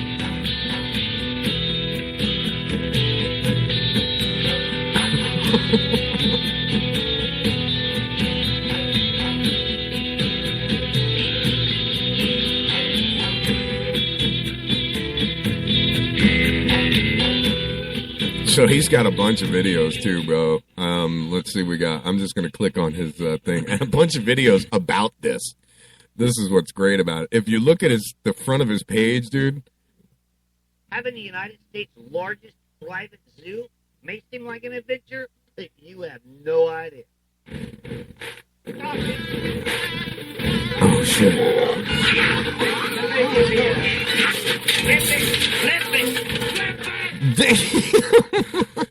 You've got to see the video that he has, because like when you do a YouTube page, you put up a featured video. Oh my God, this one guy's in the cage trying to catch a panther. The panther runs up his arm, crosses his shoulder, down his other arm, rips the dude apart. It's awesome, dude. It's awesome. And this guy, this is funny, man.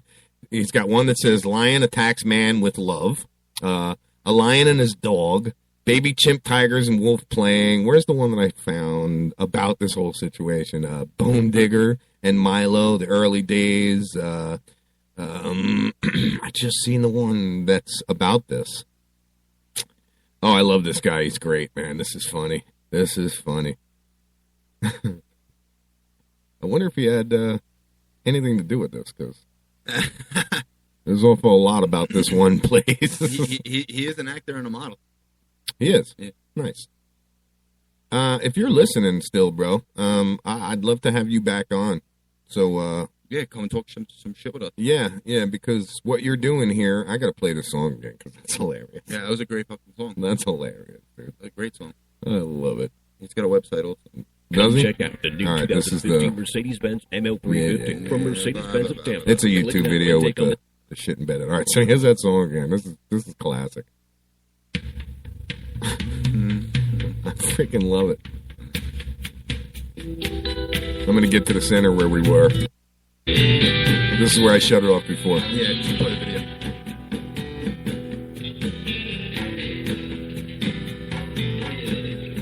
So if you're ever down in Tampa on a big cat refuge, don't pick a fight with your wife. 'Cause it's a big 40 acres, and if you're not careful, you'll be gone in the blink of an eye. No bones, no remains, but that won't change the fact that Don sure ain't coming back. No bones. But you can't prosecute, there's just no use, there's nothing left but tiger trap. I thought he was going to say tiger crap. Yeah, I thought it was Oh, here, kitty, kitty. Well, Mama's got some treats for you. kitty. I don't want a tiger anymore, babe. Well, you can't find this. No, I don't want one anymore. Oh, here, kitty, kitty. Although you gotta admit, it's definitely a good way to get rid of people. You own a big cat rescue. I don't know what happened. You ever seen the movie Snatch with the whole pigs? No. They feed this one mobster. He feeds his victims to the pigs, and he tells the process. Well, what you got to do first is pull out all the teeth, so because teeth don't get digested. So you have to pull out all the teeth, so then they can't use the teeth against you. Oh my God, that reminds me of Silence of the Lambs. Well, the second one, Hannibal. Oh yeah. When he's feeding them to the pigs. Yep. Yeah, they're cannibals. They'll eat your ass. They will. This is funny. Hey, Joe Exotic, brother. Thank you for calling in. Thanks for giving us that info, and thanks for giving us that song. Call in anytime if you ever want to. Absolutely, man. I'll have you on. Yeah, I like your work. It's funny as hell. And obviously, by the looks of your YouTube page, you had some affiliation with these people. So I'd like to know more. You know more about this whole big cat rescue thing than than a lot of us do. It's amazing. It's amazing how we were talking about this big cat rescue thing, and he's listening to us, and he has information about it. That's funny. And dude. he called in, talked about it. The picture, you got to see the end picture. It says Joe Exotic, here kitty kitty, and it's a picture of a cat eating this big chunk of meat, and the chick, like standing there like, wasn't me. I didn't do anything. I didn't do it. The cat did it. The cat did it. I just opened up the cage. So I just knocked him in the head and threw him in there. Oh my goodness, too funny, man. We got about 5 minutes left of the show for today. I really, really, really want to thank David for coming on the show and talking to us about how screwed up our legal system is, how screwed up our legal system can be. It's not all like that. There are a lot of good lawyers. There are a lot of good state's attorneys out there. And there's actually an excellent judge that I know of that sits on the bench here in Hernando County. His name used to be Attorney Stephen Toner, but now it is Your Honor, Mr. Turner. Yes. He was an awesome public defender. He was an incredible criminal lawyer, and now I bet you he is probably the fairest judge we have in this county. So, that's great. Yes, absolutely. Because there is a lot of judges out there who just want to slap the hammer, throw the book at anybody.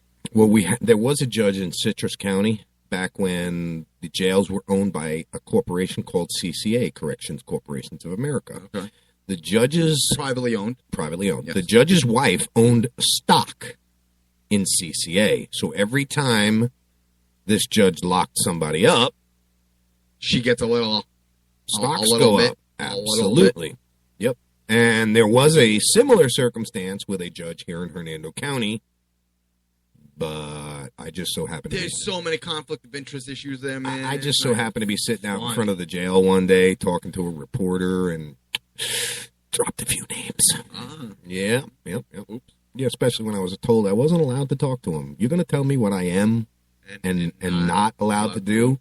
I am going to do the exact opposite. If you say I can't do something, guess what? You just open up the door for me to fucking do it anyway, just to be out of spite. Right.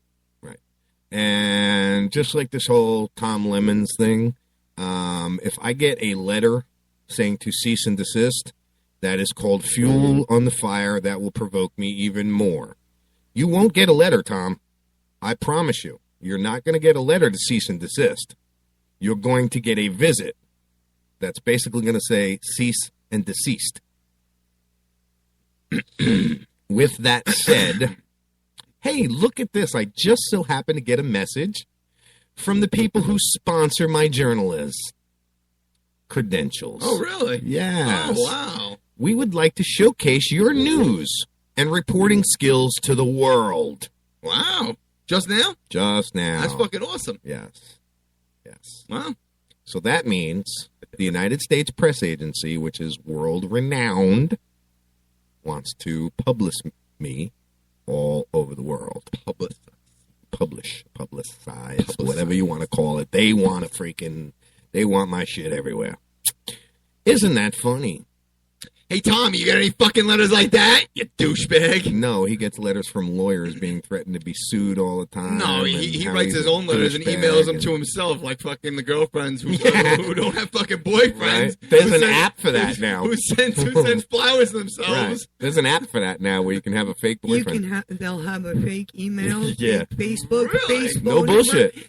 They'll even text messages. Yep. Send you a text message, I miss you, can we meet for dinner tonight? So the girls can show their girlfriend saying, I really got a boyfriend. Yep. Wow. Isn't that funny? Wow, that's sad. And it goes for guys, you got to be pathetic. You really got to be a pathetic soul. Mish, what's that at? I'll give it to you later. No, damn it, Timmy, you need a real woman. Oh, shit. See, if you weren't so young, I'd set you up with Dr. Hiccup. Because she's beautiful. She is, but you're too young for her. Am I? Yes. Age is just a number. But mentality is not. I'm sorry to say it, brother. That's messed up. It's the truth. I'm not going to bullshit him. You know what I mean? I could be mature. nothing to do with mature. Never mind. Babe, will you come over here and help me remove my foot from my mouth? Go for it. Dr. Hiccup, would you like to be in the contest? Dr. Hiccup is not responding. She actually tuned out the minute she heard that. She's like, I didn't hear nothing. No, yeah, I'm not acknowledging for nothing. Yeah. Did you guys talk about the Challenger today? You know, it's 25 years. Since it blew up? No, I didn't. No, I don't like talking about that. I would have liked to have had our rocket scientist on 25 years. today, huh? I'm a rocket scientist. I'm a rocket scientist. It was Here just- I I'm a lawyer. am, They your asked, rocket where were queen. you at that time? I was standing in 1986. 1986. I was here on vacation. My mother and I were picking out all the colors and everything, having our house built. I was on a tour at Springstead High School. Turned, you know where the 3000 building, I guess, all the way close to Landover. 1,000. The 1000 building, you know, the That was adult education. right, the hallway in between the main school and that 1000 building. Turned to my right, looked up, saw the smoke trail, and watched it explode. Wow. Yes. Yeah, we watched it too. We were all told to go outside. And take a look at. Yeah. Yeah. I was in 5th or 6th grade. I was 17, just getting ready to come down here. Yeah. I was 5 months old. He goes, Challenger, what? Yeah, what? What's the Where challenge? was I? Where? I was, Cape what? I was in my crib. Yeah. I was Sucking like- on a binky. Yeah. Didn't give a shit about nothing. And no cares. Except where my next boob was coming from. Nah, I was never best friend. We are running over. Oh, we are over. Oh, Yeah, we're 2 minutes over, so I can keep going if you want. I don't care. You got It's anything? music next, so no, I really don't have anything, but I'm actually having fun bashing that prick. I hope he's still listening. He ain't listening, but I know people who follow him are listening. And just to reiterate, he's not a real journalist. He's a fake ass bitch who changed his name to hide from something else. And don't worry, I've got that information. It's just, you know, when the right time comes. You see, I used to do skip traces. You know what a skip trace is? No. It's well, I worked for a repo guy, all right, and they repo cars. And if you think you're good and crafty enough to hide off the grid, you're wrong. I'll find you. I'll get your social security number. You give me an hour, and I'll have your social security number and credit cards made in your name. Michelle looked at me. She's like, "Shut up, you asshole." What are you talking? Scratch that last comment. No, it's true. I mean, it's that easy to do. It's pathetic. It's really dangerous. With the websites that are out there and the power of the internet, you cannot hide. If you've ever used a credit card, you know, Wrote been a on the check. internet, yes, anything that leaves a trail, I could find it. It's that easy. The documents that he filed to change his name, got them. PDF form, downloaded them. Why? Got it. Criminal history, got it. Where he used to live, got it. I'm wondering what outlet you would go to get that. They're paid websites. Yeah, paid sites. That's what I figured. Yes, it's basically you have to have what's called an R license, which is a repossession license. Mm-hmm. And I just use my buddies because sometimes I get phone calls. Hey, Lou, got problems finding somebody down your neck of the woods. Can you do me a favor? I'll send you all the information. Usually takes me about 20 minutes, and I've got them. Yeah, it's fun. It's fun to do because especially, you know, I got one buddy that says, "Oh, you can't find me. I've been off the grid for years." And while he was sitting right here, I'm like, "Riri." I typed in his name. Click. I said, "Is that you?" Oh, no, that's you. Sorry. There you are. He goes, "How'd you do that?" I said, "Well, it seems that at this point in time, you registered for this, and there's a paper trail all the way from that point to where you are now. Even though you're homeless and living in a tent in the back of the woods, I got you. You still got him. I know where the woods are." Yeah, oh yeah, it's funny. It's funny. A lot of people don't realize that, but I love doing it. I love doing it, especially when somebody tells me they're squeaky clean and I can find dirt on them. I say, "You ain't squeaky clean. You're as clean as I am, and I am in no means clean." Yeah. You know, I showered this morning. Dude, anybody who knows me knows I'm a crafty, shady son of a bitch. But that's how I make my living, being shady. Legally being shady. Talk shit radio? I mean, let's face it, you know, this is as shady as shady gets. I legally talk shit about somebody. Yeah. With no repercussions. With none. You cannot sue me for slander. That's what my show's about. And even if you do try and sue me for slander, the backlash from that, I promise you, will not be good. Take that as a threat. It's not a threat. I don't make threats, but I do make promises. With that said, I'll end the show right here 5 minutes after. I'm watching that commercial. I'm sending a tweet. Oh, God, I love that. And he throws the bird. No, that's me, because I just started doing tweets. You know, poor Blue, my poor bird. My poor bird, he gets thrown out all the time. Why isn't this damn tweeter working? Why isn't anyone getting my tweets? Because there's a pile of dead birds out your window. On that note, thank you for joining us on Talk Shit Radio Network. I'm actually going to come up with a couple of songs. Yeah, Timmy's going to be up. Give us another 5 minutes to get him up and running. And Talk Shit Radio Network, everyone. David, thank you again for joining us today. Yeah. I really appreciate you talking with us. I appreciate everybody. Doc Hiccup, appreciate you coming into the chat, messing with us. Daisy, love the fact that you're back and listening to the show. John, if you're listening, thank you. All of our other listeners, thank you. Tom Lemons, if you're listening, fuck you. And with that said, Joe Exotic, thank you. Oh, yes, Joe Exotic. Exotic, thank you for calling. Thank you for calling, and make that a regular thing, bro, because that song is hilarious, dude. I am going to post it over and over and over. I'm actually going to post it up on the Hernando County Sheriff's website. You know what? Here's something you guys should take a look at. Yeah, you might want to think about this song. Joe's going, no, don't do that. Don't do that. All right, guys. Talk Shit Radio. We're out of here. Happy Hump Day. Yeah, happy Hump Day. We'll talk to you in the morning. See ya.